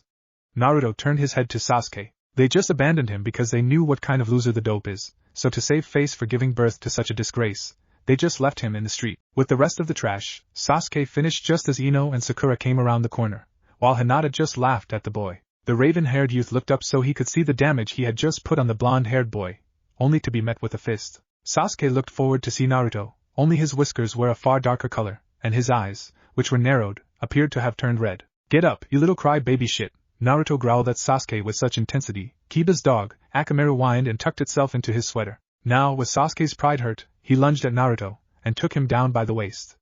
Then, he let his fist fly right to the side of Naruto's face, then again to the other side. Sakura and Ino could only look on in shock and fear as this happened. Shock from hearing someone say such things, and fear from watching their new teammate and friend getting punched in the face. They were pulled from their thoughts, however, when they heard a few villagers start cheering and hooting. Yeah! Kill it, kill the demon! An older villager yelled, pumping his hands in a punching motion. The girls just looked at the man not knowing why he would call Naruto a demon, but then the others started in, too, with words like monster, freak, and murderer. They all stopped when Naruto pushed Sasuke off with his foot, before getting back to his feet and giving Sasuke a closed backhand to his eye. Go, Naruto! Show that arrogant prick what you are made of! Yelled Sakura. Yeah, give him the 16-hit combo, cheered Ino, which earned the girls many glares from the villagers. The fight went on for about 20 minutes, and now Naruto and Sasuke were just going blow for blow. One more minute passed before they both pulled out a kunai and tried to strike one another. That is, of course, until the Hokage stepped in front of them. Team 7 and 8, my office. Now, he ordered. In the Hokage's office stood all 6 of the genin from Team 7 and 8, with a very angry Hokage staring a hole straight through the 2 bleeding boys. Now, who wants to tell me why 2 of my newest genin were fighting in the streets like 2 second graders? Sarutobi asked in calm yet angry voice. After a few minutes, it was Naruto who spoke. I attacked the Uchiha, Naruto said with his head hung down. Why? Was all Sarutobi asked. It doesn't matter why I did it. All that matters is that I attacked a fellow ninja of Konohagakure, Naruto said in a low voice. But Naruto, Sasuke said. Sakura tried to come to her teammate's defense, but Naruto cut her off. It doesn't matter what he said. If we had been on a mission, I would have put it in jeopardy, and you and Ino would have been in danger. I won't be the reason for my friend's death. Naruto yelled. Naruto, both Ino and Sakura whispered. Sarutobi was happy at what was coming from Naruto's mouth, but saddened as to why. Sorry to interrupt, sensei, but I may be able to help in the little problem. Everyone in the room looked to the window to see Jiraiya sitting there. What do you mean, Jiraiya?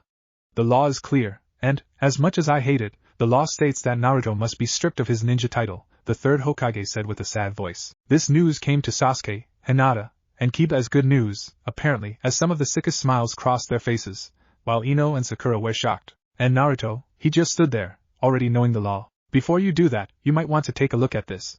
You see, I was there, and I happen to have one of my recording scrolls with me. You know, the one that copies everything set up to 2,484 words?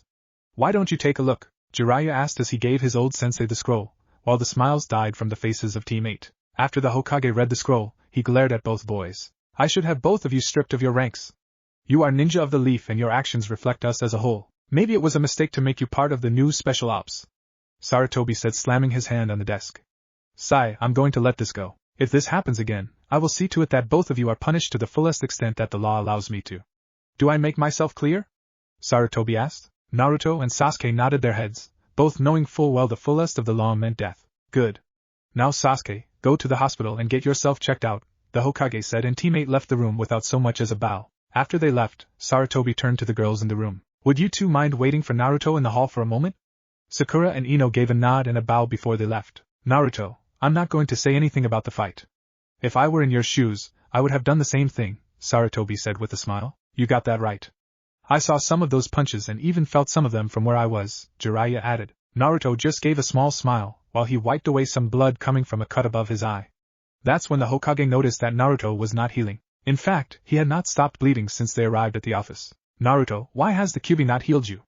Asked the third Hokage. It is because you are an idiot who lets his temper get the better of him. I'm not going to heal you right now so you can learn the hard way. Kyuubi yelled out in Naruto's mind. Naruto started to rub the back of his head, and gave his fox-like grin. Well, you see, the fox said I need to learn to keep my temper in line, so he's not going to heal me. Something about learning the hard way, Naruto said, only to get nods of agreement from the two older men in the office. Naruto, while we are on the subject, do you know why the Kyuubi attacked the village? Asked the curious Hokage. Naruto retold the story to Sarutobi and Jiraiya, and by the end they knew who was responsible, but hid it. Well, Naruto, that is a lot to take in. Why don't you go rejoin your team, while I think this over? The now very tired Hokage said. Okay, see you later, old man. Oh, and Ero Sennin? I want my scrolls back. Don't call me that, you little bastard, and I already told you that you are not ready for them yet. Learn the basics I gave you and then we'll talk. Naruto left the room muttering something about old asshole. So it was all Orochimaru, said the tired Hokage in a sad voice. In the hallway, Naruto found a very bored-looking Sakura and Ino waiting for him. So, what's going on? Ino asked. No disciplinary actions will be taken against me or the Uchiha, Naruto said, walking past his teammates. Damn it, Ino. We lost our chance to be rid of that Uchiha and our chance at getting a quiet teammate, Sakura said, shrugging her shoulders at Ino. Oh well. There's always next time. Until then, there is still one thing we need to do. Right, forehead? Ino asked, walking behind Naruto. You know what? I think you are right, Ino pig, Sakura said, walking next to Ino. Naruto started to get a feeling of impending doom. Little does Naruto know, he and this feeling are going to become very good friends. Hey Fox, why do I feel like I'm about to die? Naruto asked. I'll tell you what I'm going to do. I'm going to start healing you now, okay? What are you talking about? Before Naruto was able to finish, he blacked out. And why in the hell were you trying to take all of the blame, anyway? Sakura yelled at Naruto's unmoving form. Yeah, especially after what the Uchiha said to you, Ino added. Well, what do you have to say for yourself, Naruto? Sakura asked with her arms crossed. Naruto? Naruto? Ino asked, lightly kicking Naruto. Oh hell. Sakura? Ino asked. What is it, Ino? Sakura asked, looking over to her friend only to see Ino pointing to a non-moving Naruto. Damn it. Okay, you grab the left, and I'll get the right. Sakura sighed as both girls grabbed onto Naruto's ankles and began to drag their unconscious teammate to the team meeting. In Naruto's mindscape. Ugh my head, what's the big deal, Fox? Naruto asked, only to get laughed at by the demon Fox. Hey, what the hell's so funny? Naruto yelled. After about 20 minutes, Kyubi managed to compose himself. I'm sorry, it's just your mates just knocked you the fuck out, Kyubi said with a grin, trying hard not to burst out into laughter again. My what? Did what? Naruto yelled, and Kyubi's grin got even bigger. Your mates. You know, the pink one and the blonde one. They knocked you out for being an idiot, Kyubi said, just waiting for a response he can use against his jailer. Okay, they kicked my ass. I can live with that. I will find out why later. Now, however, I need to set you straight.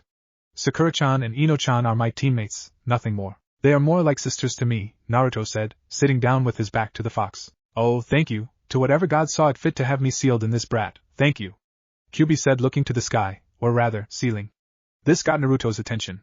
Sisters? Okay then, let's just see what you think of your sisters, shall we? Kyubi asked, looking to his left. Naruto followed the fox's example and also looked left. Within 3 seconds, an image of Sakura wearing nothing but a white and black two-piece bikini while striking a very sexy pose appeared. Naruto, who was standing, was very red in the face. Then Sakura vanished, only to be replaced by Ino. She was wearing a green two-piece bikini and she was lying on her belly, with her knees bent, and her ankles crossed in the air, with a cute pout on face. What are you? How did you? Naruto stuttered out only to be hushed. Be quiet, this is the best part, the great fox said, and Naruto looked on in horror as one of his biggest fantasies was playing out, right in front of him. On the screen, Naruto was eating one of his 4 bowls of ramen in his apartment. It had been snowing today, and he was now enjoying some nice, warm ramen, when there was a knock at his door. When he got up to answer it, he found Ino and Sakura standing there in the cold. Naruto, it's freezing out here, can you let us in? Sakura asked. Naruto stepped out from the doorway to let his teammates in. Hey Naruto, can you take our jackets, please? Ino asked in a sweet voice. Before Naruto could answer, 2 jackets were dropped on his head, so he put them on the coat rack. When he turned back to his guests, he was greeted by Sakura in the black and white bikini and Ino in the green bikini. Hey Sakura, look! Naruto-kun made us some ramen. Ino pointed to the table, which Sakura was now sitting on. Ino then picked up one of the bowls of ramen and looked at Sakura. Aren't you hungry, Naruto-kun?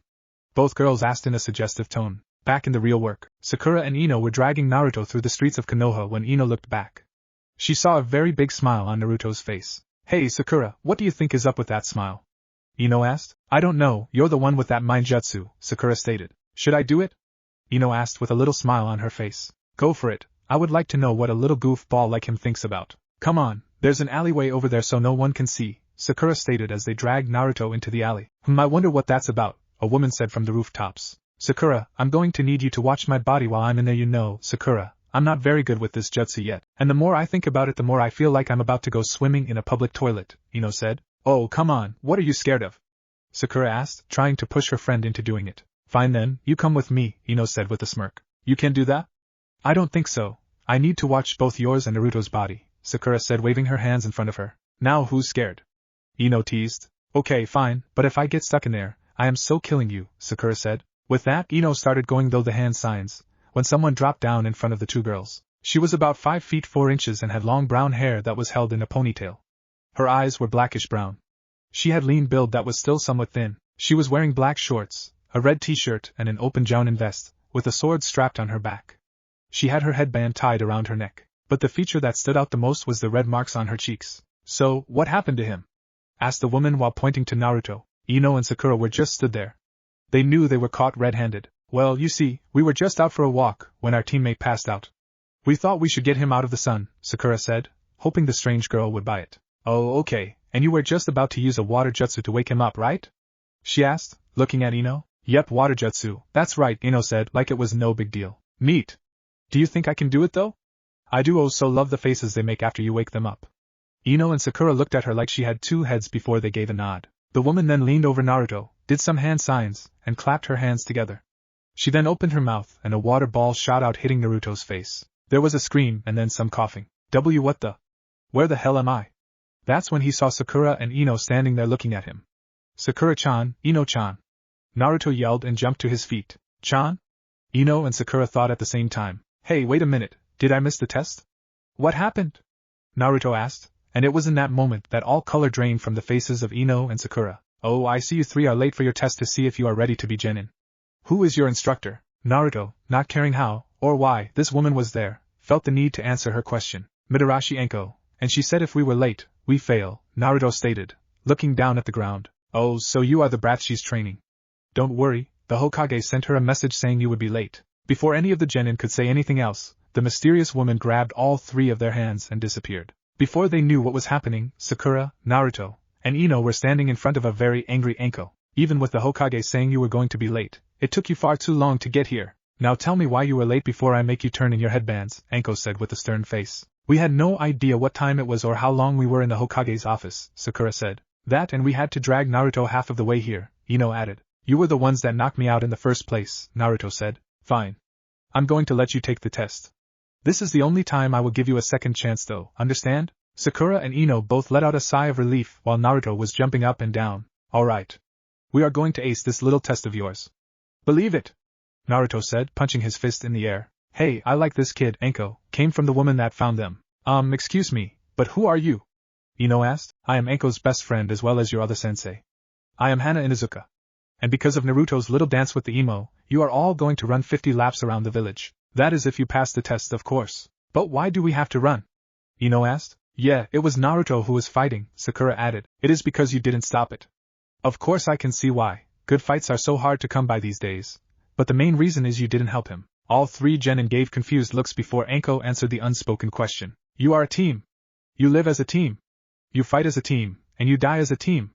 If you leave a teammate in need, you are no better than the trash you throw away. And if I see you have left a teammate in need, I will kill you myself. Do I make myself clear? Naruto, Ino, and Sakura had serious looks on their faces, and all three nodded. Good, then it's time I explain your test.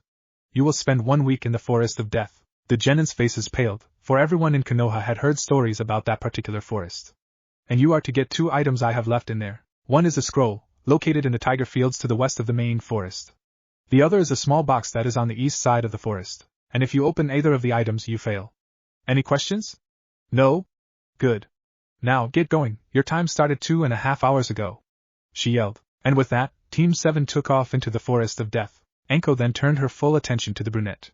So what do you think of them? You were right, they can be greater the Enikage, Hana said. Chapter 5, Test, Plotting and Ramen? So, are there any among you that feel your genin aren't up to the tasks that their special duties will ask of them? Asked the calm and collected Hokage. I think that Abirame Shino, Akimichi Chuji and Nara Shikamaru were made for this. Shino's bugs are perfect for intelligence where Shikamaru can plan out many different scenarios and Chuji with his combat skills are a great backup if thing were to go wrong. So I passed Team 10, Asuma said. Very good. Now Kakashi, what about you? Sarutobi asked. I passed Team 8. Hyuga Hinata, Uchiha Sasuke and Inuzuka Kiba are all built for assault. Give me a week and we can do B-ranked missions with ease, Kakashi said smugly. I appreciate your sentiment, but I think the D-ranked will suffice, Sarutobi said with a cold voice. Now, has anyone seen Anko? She probably realized what she got herself into, and quit, Kakashi said. Actually, Anko said she couldn't deliver a verdict on her team until their test is done. All eyes turned to the door, and saw Hana leaning against the frame. Okay then, did she say how much longer it will take? The third raised an eyebrow at the look he was getting from the young Inuzuka. Well, it all depends on them, but she said it would take at least 6 more days. The news the occupants in the room just learned made them all more than just a little confused. Before you ask what kind of test can possibly last a week, she threw them in the Forest of Death for a survival exercise. To say the Hokage was upset would be a tremendous understatement. He was downright pissed, but at the same time he was curious what Anko saw in those kids that no one else did. Asuma was shocked far beyond constructive thoughts, for he knew firsthand how dangerous the forest can be. What? Is she mad? There are chunin that have problems in there. Chuckling, Kakashi added in his opinion. It would seem that Anko is up to her old tricks again. I always knew just because a snake sheds its skin doesn't mean its motives change.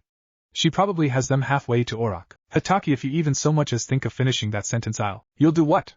Kakashi cut off a very pissed Hana. That will be enough, yelled a now irate Hokage, as the two stepped away from each other. You two are ninja of the leaf and you will act like it or I will strip you both of rank, am I clear? Yes sir, Hana said quietly as Kakashi just left the room. Now, what is Anko doing? We are testing their teamwork and skills in a real life or death situation. Their goal is to collect 2 items that Anko has placed within the forest. We do know of the dangers and will intervene if their lives are in real danger. That is why she is not here now, she's watching them, Hana explained. What she didn't say is that Anko was going to keep them in there the whole time. No ifs, ands or buts. Very well, but I would like to speak to Anko when this is said and done. The tone he used told Hana that her girlfriend was in for a chewing out. Yes, Lord Hokage, she replied before leaving the room. How can you still do this job? Asuma asked his father. Sometimes I have no clue. Somewhere near the forest of death, Anko was leaning against some camping supplies trying not to laugh at her students. Flashback. Any questions? No? Good. Now, get going, your time started 2.5 hours ago. Anko yelled. With that the 3 genin took off like a shot only to be stopped by Anko, who was now standing right in front of them. Before you go, I'm going to go through your supplies and take out whatever I feel is unnecessary. This is a test after all, Anko said, leaving the 3 genin with 3 different thoughts. Damn it, I spent 4 hours trying to figure out everything I would need for this test and another 3 trying to pack it all. Now she's going to take it, what the hell, Sakura thought in frustration. I hope she'll let me keep my scroll. I was hoping to read it so I can show Mom and Dad they don't need to worry about me, Ino thought with determination. Shit, what are you yelling about now? What, are you stupid? You know damn well I have number 7 with me, and I know you want to read it just as much if not more than I do. Kit, if you lose that book you can forget any peace and quiet that you may have gotten on this little test, Kyubi said in a dead serious tone. Screw peace and quiet. If Sakura and Ino see it I'm a dead man, and God knows what that crazy woman will do. Naruto and Kyubi would have kept arguing but Anko had other ideas. Okay, so hand over all bags and pouches. Once Anko had their belongings she vanished in a dark green puff of smoke. 5 minutes later she came back but without their stuff. Anko-sensei, where are our bags? Ino asked, wondering what she had taken out of her bag. Anko answered by throwing a scroll to her student. In that scroll is your remaining gear and supplies. You are not to open it until you're ready to set up camp for the night, and after that, you are to carry your supplies. What about water and food? It is only 11 am, Naruto asked. I said not until you make camp. Now talk back again and I will feed you to my snakes. With a loud gulp the genin were all silent. Now get going. Flashback end. Anko sat there chuckling when she saw Hana drop from a tree. So, how'd it go? The Hokage is pissed, and after I kill Hitaki I'm going to kill you, Hana answered sweetly. That bad, huh? Anko asked, rubbing the back of her head. Which part? The part where I had to tell him about the forest, or the part where that one-eyed bastard said you were taking them to Orochimaru? Hana spat. He said what? Anko was on her feet now, and she was pissed. God damn it. How many times do I have to prove that I'm not with that fucker? Look Anko, I know you are not and the Hokage knows as well, and that's all that matters anyway, Hana said, wrapping her arms around Anko's waist. Anko returned the gesture in kind. I know, but I would like to walk down the street, or sit down somewhere without being called traitor, snake whore or anything else. Hell, we can't even go out because of the damned villagers. You are one that seems to think I need protecting. I have no problem being seen with you and I don't care what they say, you are my snake whore, and you are my slutty bitch. Anko leaned in kissing Hana, who happily received it. Hana pulled back, and saw the supplies and raised an eyebrow. Anko, what is that behind you? Hana asked flatly. Anko put a sheepish smile on. What are you taking about, Hana-chan? Now I know you did something. You only call me Chan when you are in the mood, when you feel bad, or did something, so spill it, Hana said with a stern look. Well, what good is a test if you are too well prepared? Anko asked sweetly. Anko, you took 3 genin fresh out of the academy, put them in the forest of death, and took away half of their supplies? Hana asked as calmly as she could. Well, I actually took over half from them, Anko said in a matter-of-fact kind of way. Hana simply started to walk away. Hey, don't you want to go camping with me? I have everything we need. Anko called out, but Hana ignored her. With Naruto, Sakura and Ino. Hey, it is starting to get dark. Don't you think we should find somewhere to set up camp? I mean, this is a new area to us, right? We don't know what to expect from this place at night, and I'm hungry, Naruto suggested. Sakura and Ino just nodded in agreement as they were getting tired and hungry as well, though they would never admit it. So the 3 of them jumped down from the tree they just landed on. Once on the ground they started to search for a good spot to set up camp. They searched for about 13 minutes before Ino found the perfect place. It was a clearing with a small stream running west and the grass was nice and thick without any trace of moisture. Wow, this is a great spot, Ino, Sakura said while looking around, and by the setting sun she knew it was about 7 o'clock. Why don't we see what Anko-sensei left us with? Sakura suggested. Well, now is as good a time as any. Ino took out the scroll and opened it, only to be met with a cloud of white smoke. Damn it, Ino coughed out. Once the smoke cleared, there were 3 dark green backpacks and 1 bundle. Hey, those aren't our bags, Ino said, slightly panicked. Sakura grabbed one of the bags. The first thing she noticed was the weight of the bag. It was really light. That's when she opened her backpack. What the hell, all I have are 2 kunai, 5 servings of rations, and 6 cups of ramen, Sakura said in a bit of shock. At this point Ino and Naruto were scared and each picked up a bag. Ino then opened hers slowly. Damn it, hey Sakura, you are not the only one with only 2 kunai. She then dumped her backpack to find a mass of orange, purple and red. Then she realized what she had. It looks like I got some clothes here but only 2 pairs of each, she said out loud. Now Ino and Sakura were getting worried. Not only did they not have any shelter or enough clothes, they also had very little food between the 3 of them. Well, Naruto, what about you? Sakura asked as she and Ino turned around to see that Naruto had just opened his scroll.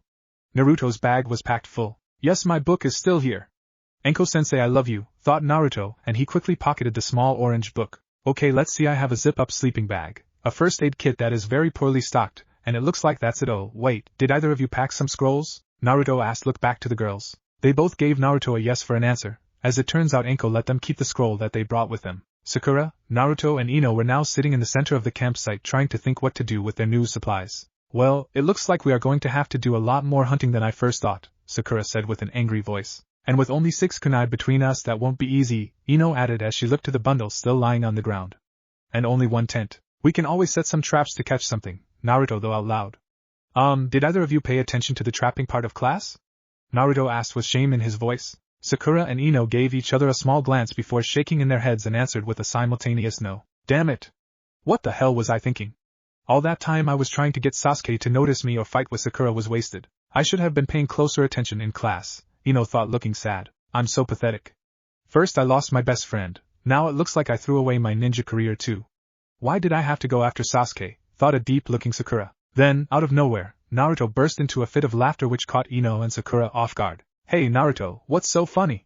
Sakura asked the laughing blonde. After another minute or 2 of laughing, Naruto managed to speak. We are the lowest of our class. This made Ino and Sakura hang their heads in shame. And look at us now, we are in a special ops team, we are in this forest, and if what I heard about this place is true, we should not be here. But we are, and I will be damned if I'm going to run away now. Naruto stood up, holding up his fist. I don't care if I am the dead last. This is where I start on my path to become the greatest Hokage ever. This brought both Ino and Sakura out of the little funk, and now both were staring at the scrolls they had brought with them. You are right, Naruto. This is our chance to show that we are better than they all think, Sakura said while standing next to Naruto. By the time we are done training, we'll have both that Uchiha bastard and that Hyuga bitch begging to lick the dirt from our shoes, Ino added in with as much enthusiasm as possible. Okay. Well, it is starting to get dark, so I'm going to go find some firewood. I'll be back soon, Naruto said, walking away. Okay, we'll set up the camp then. Hey Sakura, give me a hand with the tent? Ino asked, getting a nod out of Sakura. You got yourself some strong-willed teammates, Kit. I don't think even I can find better human teammates. They have everything and more a guy can ask for in his teammates. Will you shut up? For the last time, they are not my mates. They are my friends. I don't think your friends will like that temper of yours. I hate you. Wow, it is hard to believe that something so deep can come out of Naruto's mouth, Sakura said while putting up the tent. I know what you mean. He's a lot smarter than he looks. I mean, if he would have tried in class he may have claimed the top spot, Ino added as she was building the fire pit. After some time went by, Naruto had come back with the firewood and started a fire. After dinner that was put together by mostly rations, Sakura was about to pull out her scrolls to read when she saw Naruto make 13 shadow clones. He had them start running up the trees and she saw Naruto ready to do the same when she stopped him. Hey Naruto, why are you having your clones do that? Yeah, isn't that just a waste of chakra?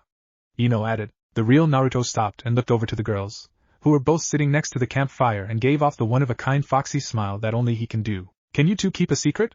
The question caught Sakura off guard, but Ino on the other hand loved secrets even more than gossip. Of course we can keep a secret, right Sakura? Ino all but yelled. Okay, well, the thing that makes the shadow clone jutsu so special, other than them being solid, is if they run out of chakra or I dismiss them, I retain all their knowledge. So if they learn how to walk up trees, when I dismiss them I know how to as well. I gain all the training benefits, but I also get all the sore muscles as well, Naruto said, rubbing the back of his head. The same thought was going through the minds of Ino and Sakura. Naruto? Do you think that maybe Ino started? You can teach us your shadow clone technique? Sakura finished. You know, I think I can, but it takes a lot of chakra to perform, so be careful. Naruto spent the next hour, and a half explaining what they needed to do to learn the shadow clone, and by the end of the day they had learned the basics, and could each make one perfect clone. Wow! You guys did great. And you learned it so fast. It took me 4 hours, Naruto said in awe. Huff huff, thanks Naruto. But you weren't kidding when you said it takes a lot chakra, Sakura said lying on her back. You can say that again. I'm exhausted, all I want to do is go to sleep, Ino said crawling her way towards the tent. That sounds like a plan, Sakura agreed with Ino as she got up off the ground, and that's when it hit them. There was only one tent. Ino and Sakura looked at each other, then to Naruto, but said Blonde had no idea what was going on until the sleeping bags hit him on the head. Good night Naruto. Sakura called out from the tent. Yeah, and watch out for any wild animals, Ino added. Crap, was all Naruto could say as he tried to tone out Kyuubi's laughter. Hey, why can't I sleep in the tent too?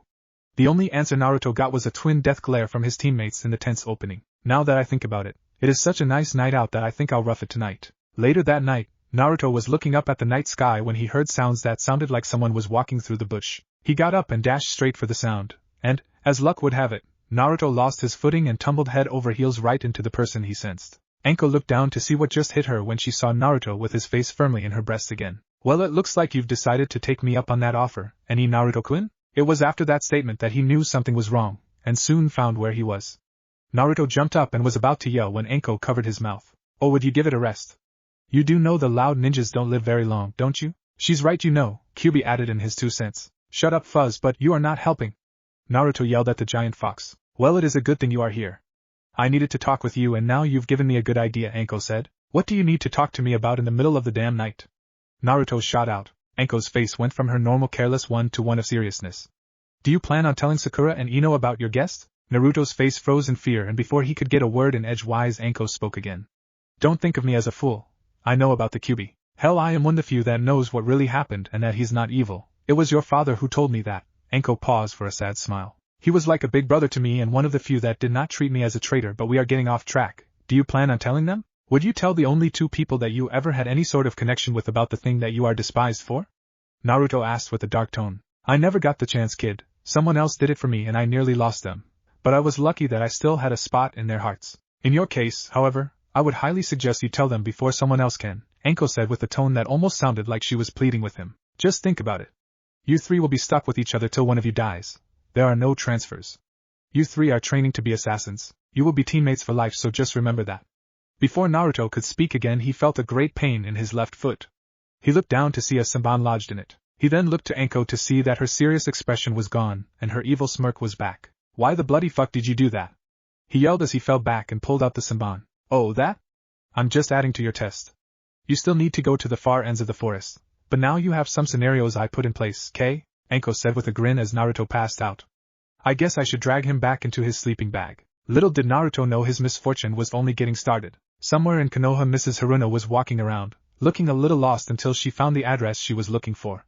She walked up to the door and knocked a few times. She waited there on the dark porch until the door opened to reveal none other than Sasuke Uchiha with Hinata Hyuga at his side. Uchiha-sama, I have a proposition for you, she said with a low bow. Yes, I know this is really short, and I am sorry. I will make it up to you in the next chapter. Some of you have asked some questions and I'm going to take this time to answer them. All of the rookie 9 are 16, except Sasuke, who is 17. I made them older because I feel that it would take longer to learn the skills needed to be a ninja, killing, stealth, jutsu. I just think being older makes more sense. Hinata is a bitch. She is just like all the other Hyuga and she was never a nice shy girl in this FIC. If you think that's not right, please send me a private message. Chapter 6, A Day in the Woods. Wow, this is flowing nicely. I hope you all like it. By the way, if you feel the chapter is too short, please tell me. Also, many of you have asked for more about Hinata and I have given in and wrote a reason why she's so full of spit. Inside of the ANBU holding cells sat the newest traitor to the village hidden in the leaves. A one Mizuki, and he was none too pleased. It's about time you got me out of here, Mizuki said while looking at the wall. Oh, would you just shut up? It's only been 2 days. You weren't even interrogated yet, said a man hiding in the shadows. It's your fault I'm in here in the first place. You said that he was weak, Mizuki spat out. How was I supposed to know the demon brat would learn the shadow clone jutsu? The man said as he opened the cell door. Mizuki stood up from where he was sitting and walked out of his cell to stand next to his comrade. So what's the new plan? The cunning ninja attacks neither the body nor the mind, said the man with a grin. Mizuki raised an eyebrow to this. What do you mean by that? The heart. We attack the heart. In the morning, Sakura was just waking up when she noticed that she was warm. She looked and saw that she was near the middle of the bed mat with Ino's arms tightly wrapped around her waist. Why the hell is she holding me like that? It couldn't have been that cold last night, could it? Sakura thought as she tried to get up only to be stopped by Ino, who just tightened her grip on her new stuffed, pink-haired ninja plushie. It was at this point in time that Sakura saw that Ino was clad in only her sky blue bra and matching panties. What the? Ino, where are your clothes? Somewhere in the village, Jiraiya shot out of his bed, wearing nothing and a notepad in hand. Damn it, something good is going on somewhere and I'm missing it, Jiraiya said, only to have a nightstand hit him in the back of the head. It's too early for your perverted antics, said a not-so-old-looking blonde. I'm sorry, Tsunadeheim, Jiraiya choked out as he laid there bleeding on the floor. Back in the forest, the sudden outburst from the tent woke up one Naruto Uzumaki and his eyes shot open. What? Ino has no clothes on. Naruto tried to jump up so he could run in and see what all the yelling was about and accidentally get an eye full of Ino, but when he tried to get up he found he couldn't move anything below his neck. Why the hell can't I move? Well, when your sensei threw that senbon in your foot, she had it coated with some type of poison that has paralyzed you. Then get your fucking healing into gear. This is my genin test, and in that tent right now Ino is in her underwear or less. Naruto shouted. Sorry, Kit. As much as I would love for you to see that sight, I'm sure that your sensei had her reasons to why she paralyzed you, so I'm not going to interfere. You're just a lazy jackass.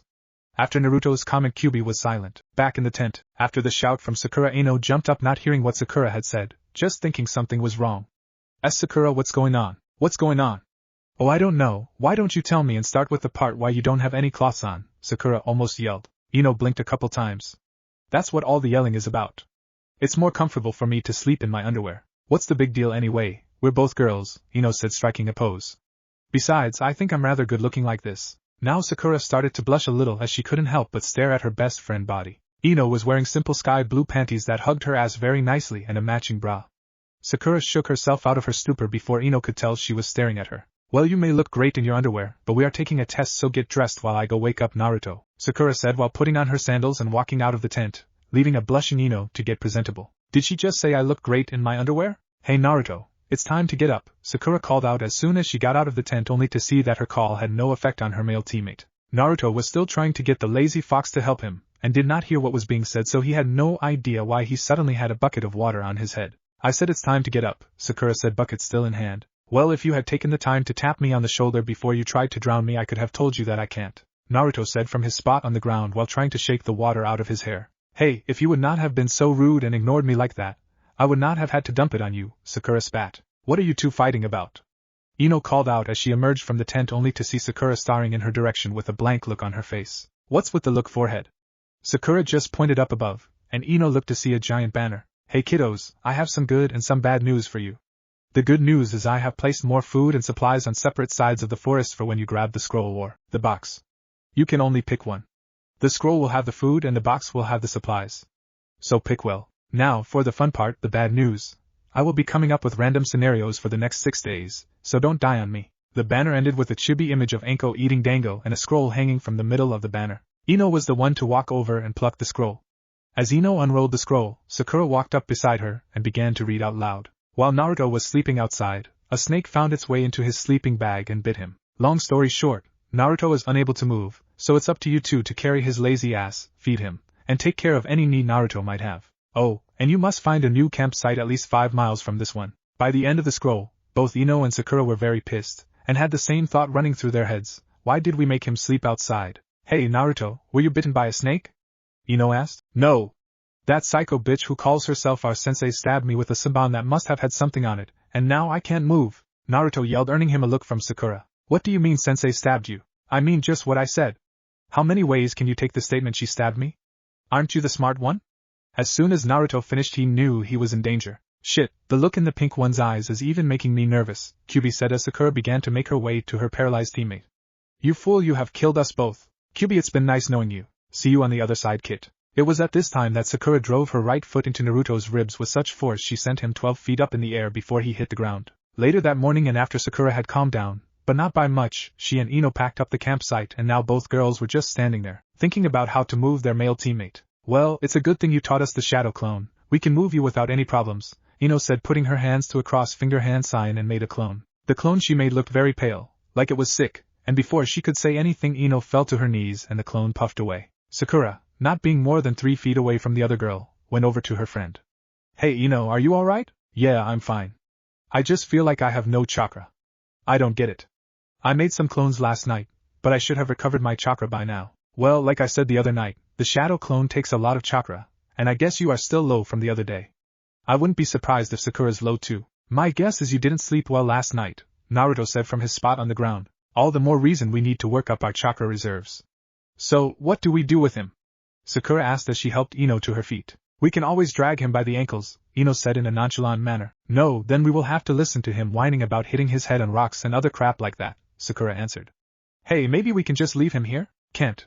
Then we will fail the test and would have to go back to the academy. You know what we need to do. Come on, Sakura. Help me lift him up. As soon as both Ino and Sakura had picked Naruto up the arms, they found something they did not expect, and that was how solid Naruto felt. Damn. When did Naruto get those muscles? They feel nice, and where the hell did that come from? This is Naruto for Kami's sake. Ino thought while fighting back a small blush. Holy hell, can you feel that? He's a rock, Ino Sakura said. Yes, I can see that, thank you very much. Now maybe you can tell me something else I don't know, like the sky is blue or something. Hey! Grab his ass. I bet it is just as hard as his back, Ino Sakura suggested. What the hell? Sakura was cut off by her inner self. Hey, whose butt do you think looks better, Naruto's or Ino's? Ino Sakura asked. Lucky for Sakura, Naruto chose that time to speak up. Ladies, I sort of need to go to the bathroom. At that both Sakura and Ino dropped Naruto with a loud thud. Naruto, do you have any control over your bladder? Sakura asked and got a nod from the boy. Then hold it. Ino shouted. Hey, that's not fair. If one of you were in my shoes, I would pull your pants down. So Sakura's and Ino's heads whipped around so fast that Naruto thought they would pop off. That was the very moment when the cold feeling of death fell over our blonde friend as both Ino and Sakura walked up to him with rope in hand. Later that day we find Sakura and Ino setting up their new campsite. They had spent most of the day dragging their orange-clad teammate around the forest, which Naruto did not like one bit. It didn't bother him being logged around, but it was the way the two girls did it that pissed him off. They had dragged him with a rope over their shoulders. Naruto had the rope tied around him like a cocoon and had bumps and bruises all over his face and head, so yeah, he was pissed. Big time. Hell, anyone would be pissed if something they said came out wrong and was taken totally the wrong way. Being tied up, beaten, and have a giant fox rolling around on its back, laughing at you for hours on end. Hey, Sakura! I found some berries and some mushrooms that are edible, and there are a lot of them too. At least we can save what food we have, Ino called out as she made her way to the center of camp. Sakura was putting the last rock around the fire pit when Ino called out about the food. Great. I'm starved. With all that happened this morning, I forgot to eat, Sakura said as she took a seat on the soft grass and leaned back against one of the larger rocks that surrounded the camp site while Ino sat down next to her. Sakura was about to bite into one of the tastiest mushrooms she had ever laid eyes on when she saw Naruto under the tree. We can't eat without him, can we? I don't see how we can. He may be a stupid, loud, perverted baka, but he is a teammate and friend, Ino said with a sigh. Tell anyone I said that you are dead, got it, billboard brow? Don't get your panties into a twist. I won't tell anyone about the little piggy's crush, Sakura said with a sly smirk. For someone who's supposed to be smart, you sure did pick a dumb color to dye your hair, Ino said with a hint of hate lacing her voice. Well, at least I'm smart enough to graduate. I still don't know how in the name of the Hokage you passed. You must have passed your oral exam on your knees. And my hair is all natural, Sakura said in an all but sweet voice. Arg! Was the only thing heard as Ino lunged at Sakura. I'll kill you, you pink-haired bitch. Bring it on, you anorexic slut. Sakura rolled along with Ino's tackle while pushing the blonde off her with her feet. Ino flipped back to her feet and landed ready to fight at the same time as Sakura sprung back to her feet as well. The showdown of death had begun. Both girls gave an annoying smile as they reached for their headbands. Sakura took hers from the top of her head and Ino took hers from her waist. Both girls held them out before tying them to their foreheads. Then they dashed at one another, throwing a wide array of punches and kicks that seemed a bit sloppy. Naruto was just staring at them in utter shock. Before he could think or say anything, Kyuubi voiced his opinion on the matter. Now I can see if they are worthy of being your mates. What the hell are you talking about? I already told you they're not my mates. Kit, in the jokes I've been saying there is truth. Soon your body will absorb all my chakra and I will not be able to keep you from losing control, so I need to find you a suitable mate to keep you from losing yourself. For if you use too much of my chakra too quickly, you will become corrupt with power. I myself was almost lost if not for Nibi and Serai. It is something all demons must go though. Kyuubi spoke with such grace and power Naruto could do nothing but listen. What do you mean something every demon has to go through? I'm not a demon, Naruto spoke with fear in his voice, at the thought of what Kyuubi would say next. Kit, when your body absorbs my chakra, you will become the thing that the villagers have called you since they found out about me, a demon. But why would two beautiful girls like Sakura-chan and Ino-chan want to be with a demon? I cannot answer that. All I can do is look for possible mates, and see if they are strong enough. Strong enough for what? I will tell you when the time comes, but for now just watch. Both Ino and Sakura threw a punch only to have the other catch their fist. They instantly locked hands and began a power struggle for a few seconds before they both jumped back. Ino pulled out one of her kunai and threw it at Sakura, who, seeing the kunai, pulled out her own to block it. Ino's kunai changed direction in mid-flight and hit her across her right shoulder. Guess you didn't see the wire, did you, forehead? Ino taunted as she whipped the kunai at Sakura, who was now jumping and rolling to avoid the deadly weapon as Ino proceeded to rip away at the pinket's shirt. Suddenly, Sakura lost her footing and started to tumble, and Ino took full advantage of it. She whipped the kunai back into her hand, and within seconds she was behind Sakura. The kunai pressed slightly at her friend's neck. Give up, Sakura, I won. Sorry, Ino, not going to happen. At this, Ino brought down the elbow to Sakura's collarbone only to make contact with a log. Don't you just love substitution? Sakura asked from somewhere in the trees. Before Ino even had time to think where Sakura was, she jumped out from a tree with a kunai in each hand. She threw them at Ino, and Ino had no time to act as two of the kunai scratched her sides, leaving pretty bad cuts on each hip. Why are they doing this to each other? They are going to kill each other if they keep this up. I have to stop them, Naruto said while he tried to move. And how do you intend to do that when paralyzed and tied up? Naruto turned to see a tall woman with long brown hair and red marks on her face. What are you doing here? Oh, Anko got hungry, so she went to get some food, Hana said watching the fight. She's going to be pissed she missed this. Then what are you waiting for? Get out there and stop them. Naruto all but shouted. Sorry kid, I can't do that. If what Anko says is true, then this rivalry is the key to their training. Besides, they are not going to die, Hana said with a calm voice. Naruto was about to say something when Hana spoke with a smirk. Shouldn't you be happy seeing the girls go at each other in almost nothing but their underwear? Naruto turned back to the fight only to see that their clothes had in fact taken a turn for the worst. Sakura's red dress was gone, leaving her in a small black tank top that stopped just under her breasts, and Ino wasn't faring much better. She too had lost her top somehow and was only in her chest wraps and a skirt with 2 slits on each side. It was then that Naruto saw that Ino had lost her lower wraps, and he could see sky blue. Ino reached forward and grabbed Sakura by the back of her neck. Pulling her harshly towards herself, Ino drove her knee into Sakura's stomach. Sakura in turn buried her elbow in Ino's chest before both girls stumbled away from each other, holding onto their hurting stomachs/chest. Sakura and Ino were now breathing heavily and both wanted to end the fight soon and preferably in their own favor. Damn it! When did Ino get this good? I only have one option left, but if I fail I lose. With that thought, Sakura started to do some hand signs. Ino saw the signs Sakura was making. Shit! If that thing hits me, I'm done for. My legs are too tired to move fast enough to avoid it.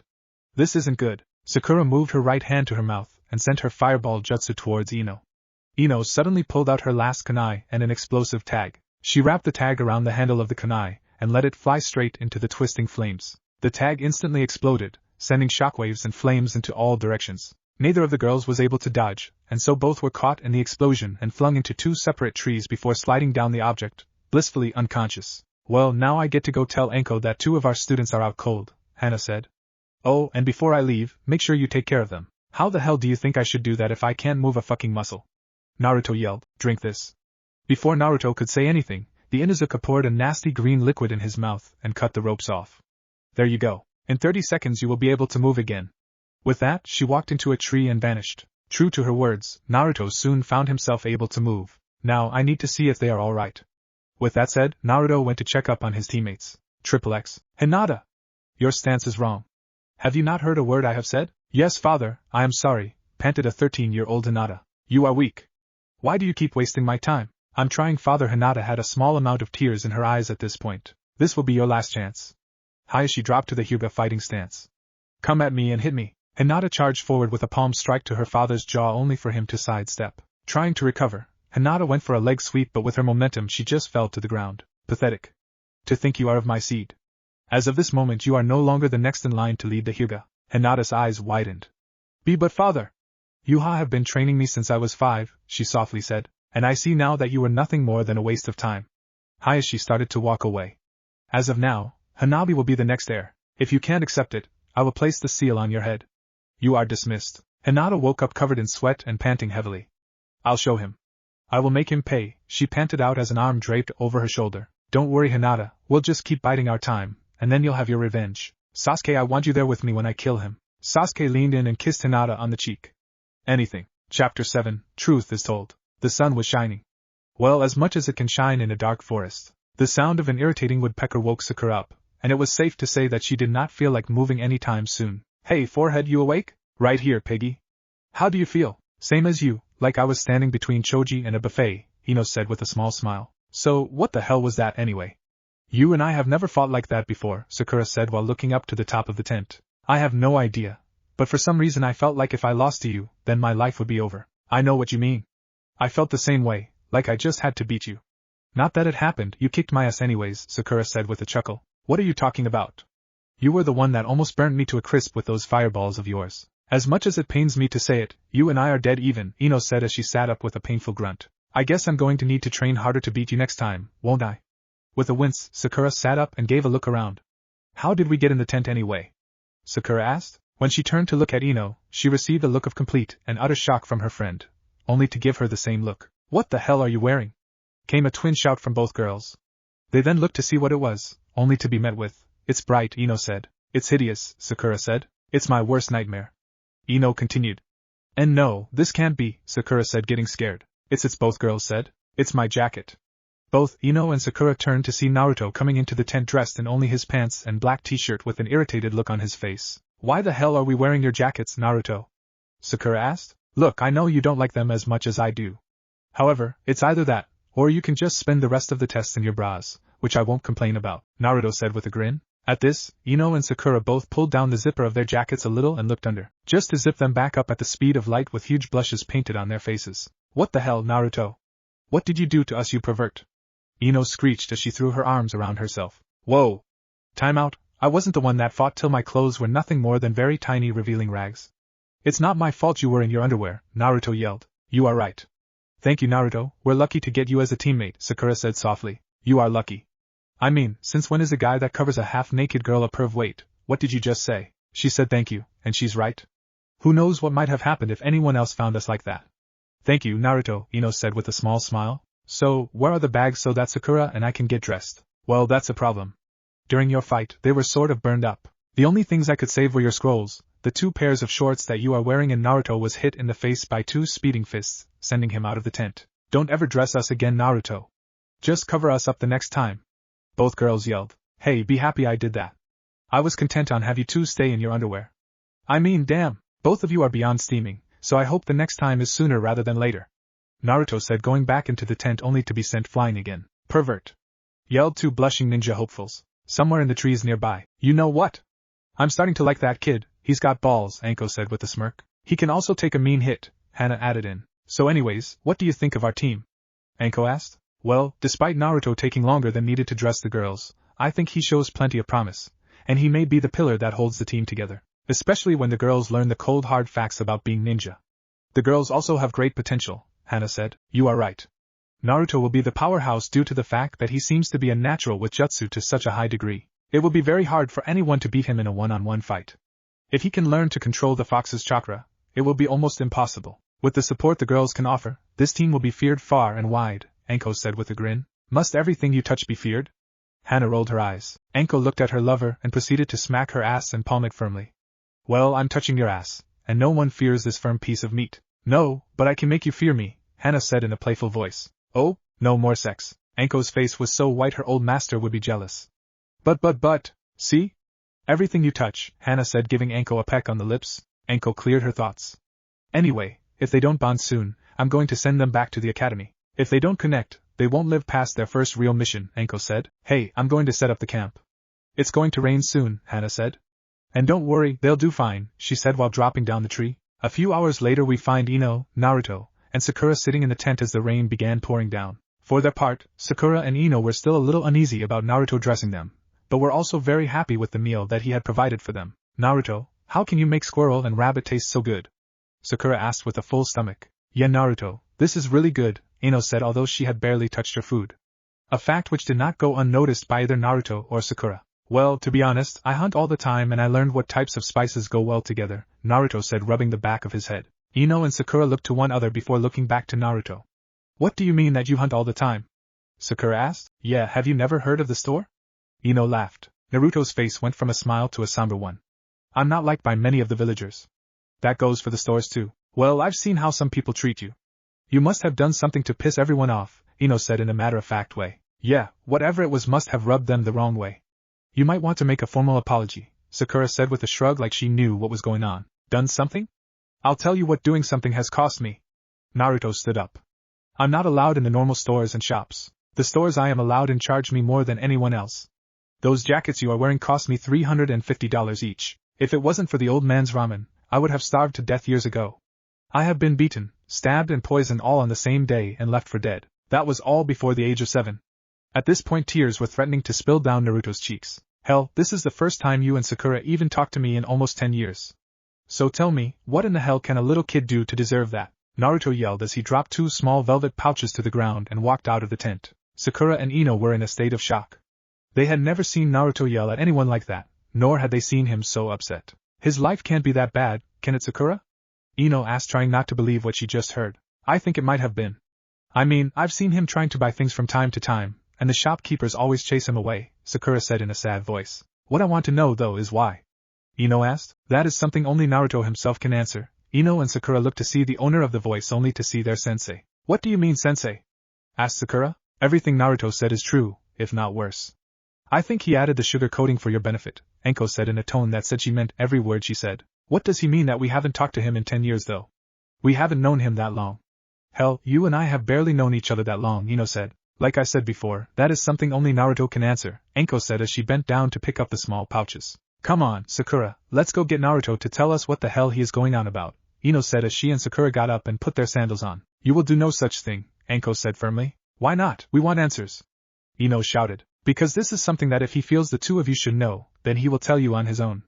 Do you know why that is important? Both Ino and Sakura exchanged looks before shaking their heads no. It's because that way you know you have his trust, which will improve your teamwork as a whole, and make for a stronger friendship with the strength of steel. If you were to force him to tell you, he will only resent you for it, and keep you away, Anko said. Seeing both young girls nod their heads, Anko turned to leave. Very good. Now, I know that this is a test, but I feel the two of you need some shirts. With that, Anko set down 2 black tank tops in their pouches. I would still keep those jackets though. It's going to start raining soon, and for a good part of the next day as well. Good night. Anko was gone as fast as she had shown up as it started to rain. At Anko's campsite, Anko landed in front of her tent, looking forward to a good night's sleep. You are playing a dangerous game there, Anko. Anko turned around to see none other than the Hokage himself.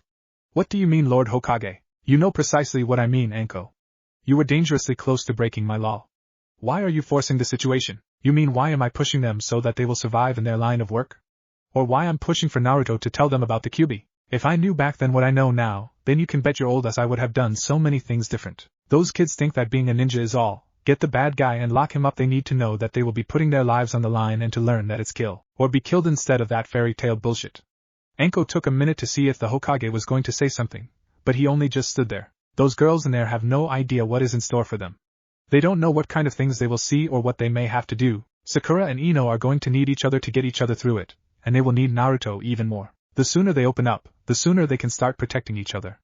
I'll be damned if I'm going to just spring it on them like it was done with Hana and myself. By the end of her speech, Anko was screaming, tears glistening in her eyes from the past memories. Hana had come out of the tent to see what all the noise was about, and had almost started crying because of the memories. Anko, you only just met these kids, and you already care so much for them. Now you know why I had pushed so hard for you to be a sensei. I knew you would do great. Please, I implore you, do all you can for them, Anko. With that, the Hokage disappeared in a poof of smoke. As soon the Hokage was out of sight, Anko broke down, falling to her knees crying her heart out. Hana tried to calm Anko down, but failed as she started to cry as well. Back with the others, Ino and Sakura were just sitting in the tent, thinking about what Naruto said and what Anko had said. They were so deep in thought that they failed to notice the rain was coming down harder by the minute. That is, until Naruto came running in. We need to go. The water from the river is rising, and fast. What? Came 2 shouts as both girls shot bolt upright. That's not possible, Naruto. There has never been a flood in all the history of the village, Sakura said. Guys? Ino asked. True, but we are not in the village anymore, Sakura. We are 13 miles from the village in the Forest of Death. I don't think they record the weather patterns for this place. Guys? Ino asked a bit louder and pointing. You may have a point. But if this is an area that the village uses often, there would be something on the books, Sakura shot back. Guys. Ino said again, almost yelling. Sakura, this place is only used 5 days a year for the Chunin exams. The rest of the year it's used for private training. The village does not send people here, they come on their own, so there is no need to record the weather patterns. Naruto said as he grabbed his bag. I don't see. Sakura was cut off as Ino made herself known. Will you two shut the fuck up? Water is coming in the tent. Ino screeched. Naruto and Sakura looked down to see that they were standing ankle deep in water. Okay, Naruto, you win. Let's just get out of here, Sakura said as she got out of the tent while being followed closely by Ino. Hey! Wait for me! Naruto yelled as he left the tent only to see Ino and Sakura standing staring past the tent. What are you looking at? Naruto asked as he turned to see what they were looking at, only to see a wall of water coming right at them. That is a lot of water. That's not helping Fox. Thinking quickly, Naruto grabbed both Ino and Sakura and put as much chakra into his legs as he could and jumped onto a tree that was close by just as the wall of water came crashing down on the tent, washing it away along with the remainder of the food and their bedding. Great, what the hell are we going to do now? Ino asked. What are you talking about, Ino? We have no food, no clothes, and no shelter. We failed the test. Now we're going to be sent back to the academy, Sakura said angrily. Sakura Ino was going to say something, but stopped when Naruto jumped to the next tree over and stood up. Sakura Ino, if we are going to be on the same team, you are going to need to learn that giving up is never an option. Both Ino and Sakura looked at their teammate with the same thought. It was Ino that spoke up first. Naruto, how can you keep going after everything that's happened? I mean, how are you so strong? No matter how hard things may seem, it can always get worse. I mean, I saved your scrolls, said a smiling Naruto while he held up the 2 scrolls. Now come on, it's raining and it's late. We need to find a place to sleep. Naruto jumped off. How can he just keep going? We just lost everything we started with, and he's smiling? Well, I guess we have no other choice, but to get used to it. He said giving up is no longer an option. Come on, let's go before he comes back, Ino said with a smile before jumping off with Sakura right behind. It didn't take long for the 3 to find shelter under a large hollow tree trunk. Well, we can stay here for the night before we head out, Naruto said. At least we'll be dry. Thanks, Naruto, Ino said while sitting down to rest her legs. I have to admit, she's right, and there's no way we can be flooded out this far from the river, Sakura said sitting down as well. Well, I aim to please. Go ahead and get some sleep, Naruto said turning to leave. Where are you going? Asked Ino. To find a dry tree to sleep in, was his simple reply. What's wrong with here? Sakura asked gesturing to the log. Well, like the tent, I just figured you don't want me sleeping here. Don't worry, it's raining and well. Sakura looks to Ino and gets a nod. And you earned our trust. Really? I don't have to sleep in the rain? Nope. Just don't try anything, Buster, or I will remove what makes you a man, Ino threatened with a grin. A grin which Naruto could not tell if she was serious or not. A rock flew into the tree, barely missing Ino's head by an inch. What the hell? She picked up the rock and found it was wrapped in a piece of paper. She unwrapped the paper and read it. The test has changed. All you need to do is survive. It's signed by Hana-sensei. Damn it, why can't you just leave the test alone? Naruto said standing up and hitting his head. Well, I for one think it's great. Now we don't have to worry about moving, or have to worry about picking up the box or scroll, Sakura said with a smile. The group stayed there for the next 2 days with little problems, so they just sat there waiting out the rain, reading their scrolls, and holding leaves to their bodies with chakra. They often made a game out of it, to see who can hold the most. Well, Ino and Sakura did. Naruto never won a game. Hey Ino, what's it like in someone's mind? I mean, is it a mess of thoughts, or is it like a library? Naruto asked. Ino was taken aback a little.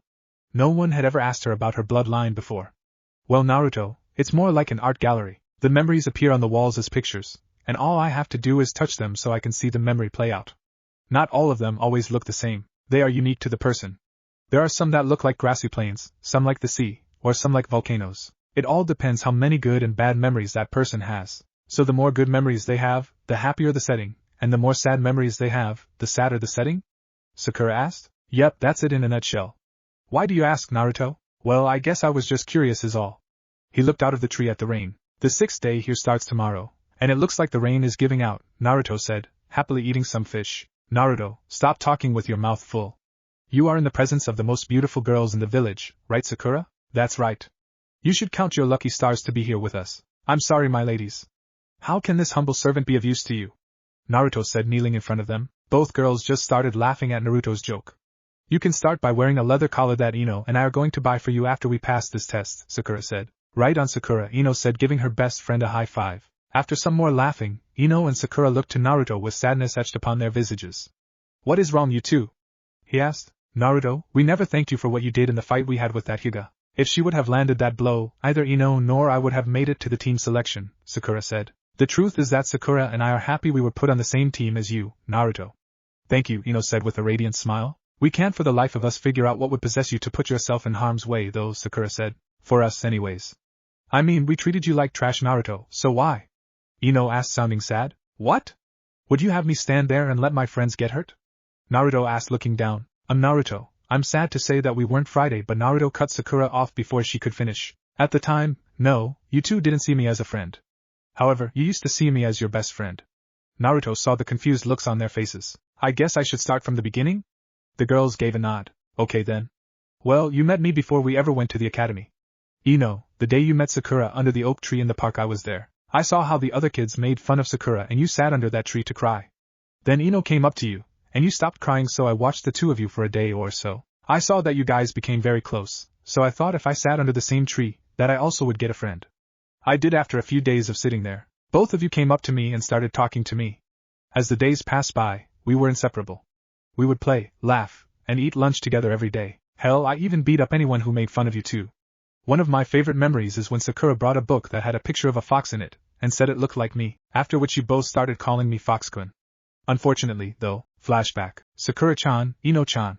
I have something I want to give you, yelled a small blonde boy. What is it, Fox-kun? Questioned a small pink-haired girl. Yeah, what did you get us, Fox-kun?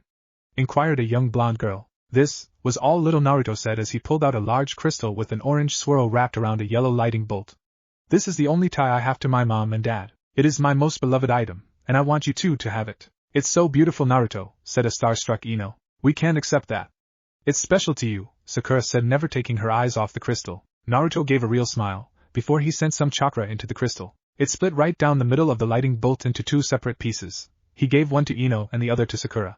I know, that's why I'm giving it to you both. The next thing Naruto knew, he was getting a kiss on both cheeks from Sakura on the left, and Ino on the right. Thank you, Fox-kun. A twin cheer came from the girls and they hugged him hard. As Naruto's luck would have it, however, just as the girls finished their hug, a strong kick sent Naruto sailing into the tree. Demon! Stay away from my daughter. Naruto didn't get to finish as a fist made contact with his face, sending him down. Daddy, what are you doing? He's our friend. Ino cried as she tried to stop her father. Ino, it's a monster and I don't even want you thinking its name. Same goes for you, Sakura. Stay away from that creature, yelled an older pink-haired woman. But Mama? No, but Sakura, that thing will kill you. And flashback. And that was the last time I saw either you. That is, of course, until I entered the academy. By then I guess your memories of me were gone, and both of you were chasing after Uchiha, so I left both of you alone in hopes that at least you two could find the happiness that was so elusive to me. By the time Naruto was done talking, Sakura and Ino held their heads down in shame. Naruto, I'm so sorry for the way I treated you, Ino said. I don't deserve this, Naruto. Please take this back. Sakura pulled out her pouch and handed it to Naruto, with Ino not far behind. Sorry, ladies, but a gift is a gift, and I'm not going to take them back. Besides, we're friends again, he said with a grin. Why though? Why aren't you mad at us, and why does everyone treat you so badly? Ino asked softly. I can't say right now. Why? I thought we were your friends. Why can't you tell us, Naruto? Sakura pleaded. That's just it. I just got you back, and I don't want to lose you, not now. I'd rather not have that happen again, Naruto said, looking at the ground. I'm going to go to sleep now, okay? I'll see you in the morning. Sakura and Ino did not go to sleep for a few hours. They were so deep in thought that sleep was elusive. Naruto's mind. You know, you are going to have to tell them sooner or later. Don't you think I know that? I just don't want to lose them again. If they really care about you, then they will know that you are not me. Thanks, Fox. Even I have a soft side. Who would have guessed? Now get over there, pull their pants down, and ram them till they can't walk without remembering who did it to them. I knew it. You're only in this for yourself, you bastard. Well, what else would you think? I've been in this wasteland that you call a brain for damn near 16 fucking years. I'm horny, and with the stamina boost you get from me, you can take the both of them 6 times at least. Naruto was about to say something when a new thought popped in his mind. At least 6 times, I heard that, Kyubi said with a large grin. I hate you, you understand that much, don't you? Kyubi made a kissing motion. I love you too, brat. With that, Naruto left his mind to get some sleep. He slept like a rock, but all that ended when he heard his name being shouted by his team. Naruto rushed out, only to see both Sakura and Ino looking ready to fight, and standing next to a man in a gray ninja flak jacket. It had sashes across the belt line and extended past the waist. There was one scroll pouch, located over the left breast. His pants were dark blue with black slashes on each hip, and he also had black sandals on. There were bandages wrapped all around his arms with shuriken winding all around them. His green hair was kept from covering his face with a black headband that had the symbol of the Cloud Village. Haha, this must be my lucky day. Not only did I complete my mission and find a bonus, but now I get to kill 3 little brats. The leaf is truly generous, bellowed the Cloud Nin. What kind of mission can you have here? Ino demanded. I guess I can tell you, seeing as how I'm just about to kill you, the Cloud Nin let out with a snicker. His snicker escalated into full-blown laughter when he saw the fear written on both Ino's and Sakura's faces. Naruto jumped in front of his teammates, and got into a fighting stance. You will not hurt my friends. What do you think you can do to stop me? The other so-called ninja could do nothing to stop me from getting them. The Nin said, pointing to a tree. Naruto looked to where the man was pointing to see 2 children, a boy and girl, tied and hanging from one of the branches. Naruto quickly recognized one of them. Konohamaru, Naruto! Help us! Konohamaru yelled. Let me go, you pedophile! Yelled the young Hyuga. You see, kid? The girl there is a Hyuga. I killed 3 Jonin and 6 Hyuga bodyguards to get her.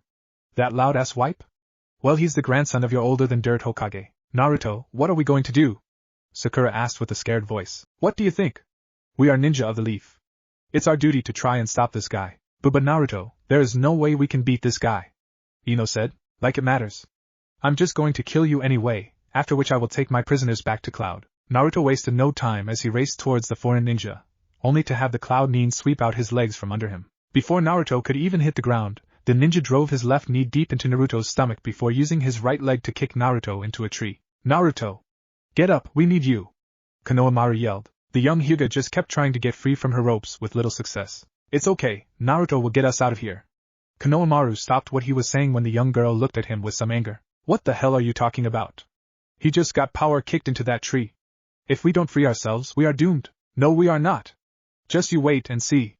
Naruto will win. You just keep thinking that while I try and get myself out of here. The Cloud Nin was walking to where Naruto had landed with a kunai in hand when a green vine wrapped around his arm with its thorns digging into his skin. The Cloud Nin turned to see that the vine was actually a whip, and followed it back to where Ino was holding the other end. You know, little girl, that's not very smart. Don't you think I know that? I'm not about to just sit here and let Naruto fight alone though, Ino spat out. And no, Ino, run, Naruto said in a small and raspy voice. Heh, fine, have it your way. You can die together then. He roared. He jerked the vine, and Ino was catapulted straight towards the tree that Naruto had just been forcefully introduced to a while ago. Ino went flying with a sickening crack before falling next to Naruto. Well, looks like you don't have much strength to use that effectively, now do you? The Cloud Nin gave a half smirk before going through some hand seals, then ripping 6 shuriken off his arms and throwing them at the 2 blondes. Lighting shuriken jutsu. As soon as he finished, lighting rushed from his mouth, energizing the shuriken.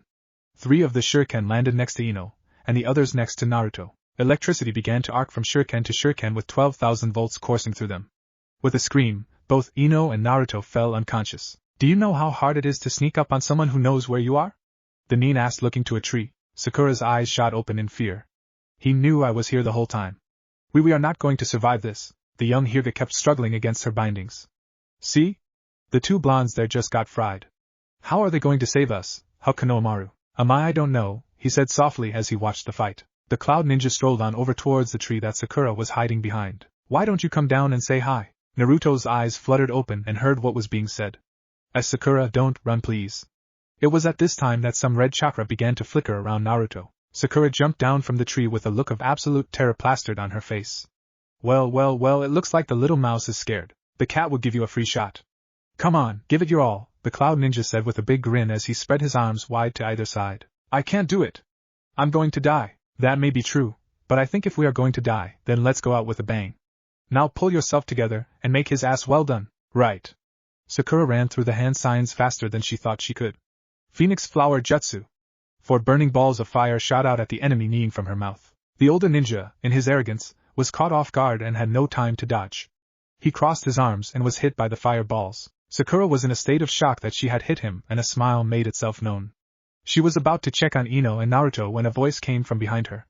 Nice try, girlie. Sakura spun around to see the enemy standing there without even a single burn mark. Sakura looked back towards the body only to see a burning log. Mind Shocker Jutsu. Sakura was on the ground instantly as a small bolt of lightning shot from the ninja's finger. The only thing that was moving was her eyes. You must be wondering what it is that I just did to you, right?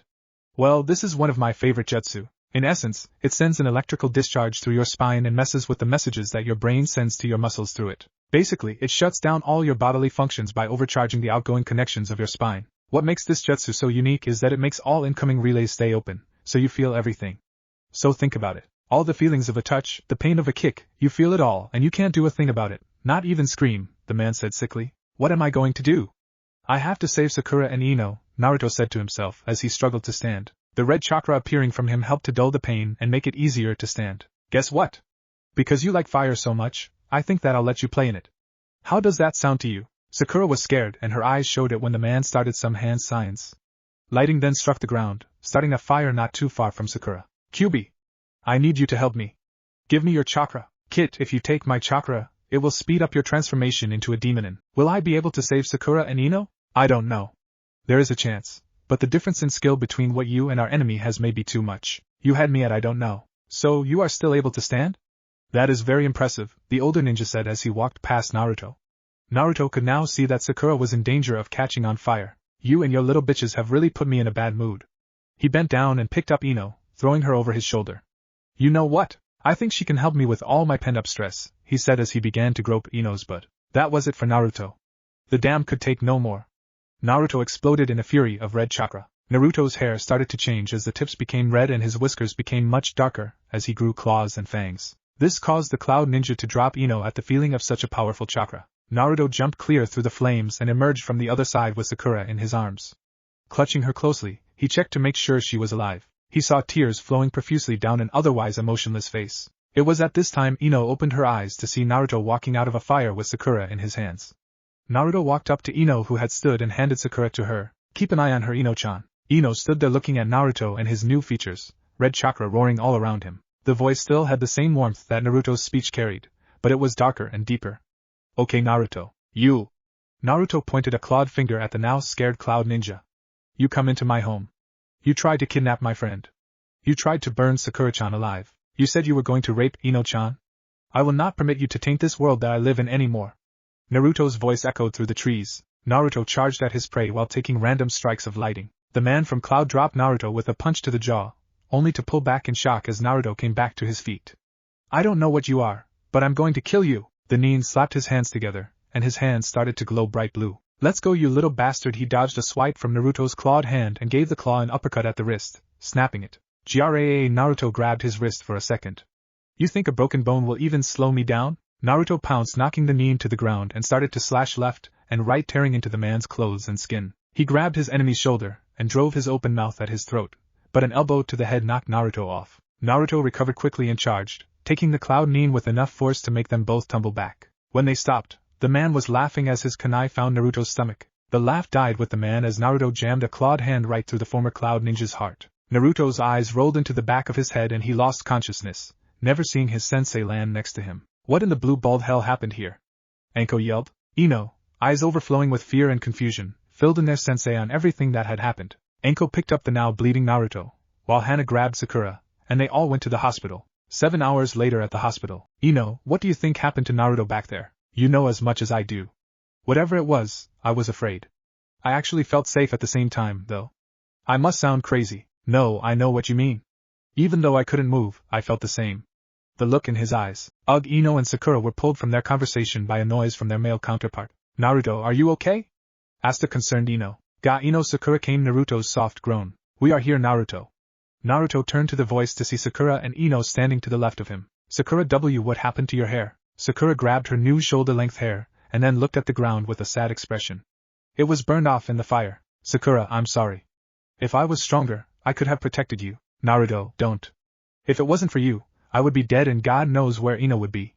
Besides, Ino managed to even it out, and I don't look half bad with short hair. It's hard to feel bad when one has a friend that would cut her own hair to make you feel better. Naruto looked over and saw that Ino's hair was now a short ponytail. Naruto, what happened to you back there? Naruto's heart sunk to the area of his stomach, and now he knew there was no way around it. Ino-chan, Sakura-chan, I want you to know it was nice to be your friend one last time. What if Naruto has harem with Ino, Sakura and Anko? And thanks for watching my video till the end. If you enjoyed this content, then do consider subscribing to my channel, and leave a like if you guys need the next part. Comment down and thanks for watching the video and see you guys in the next video.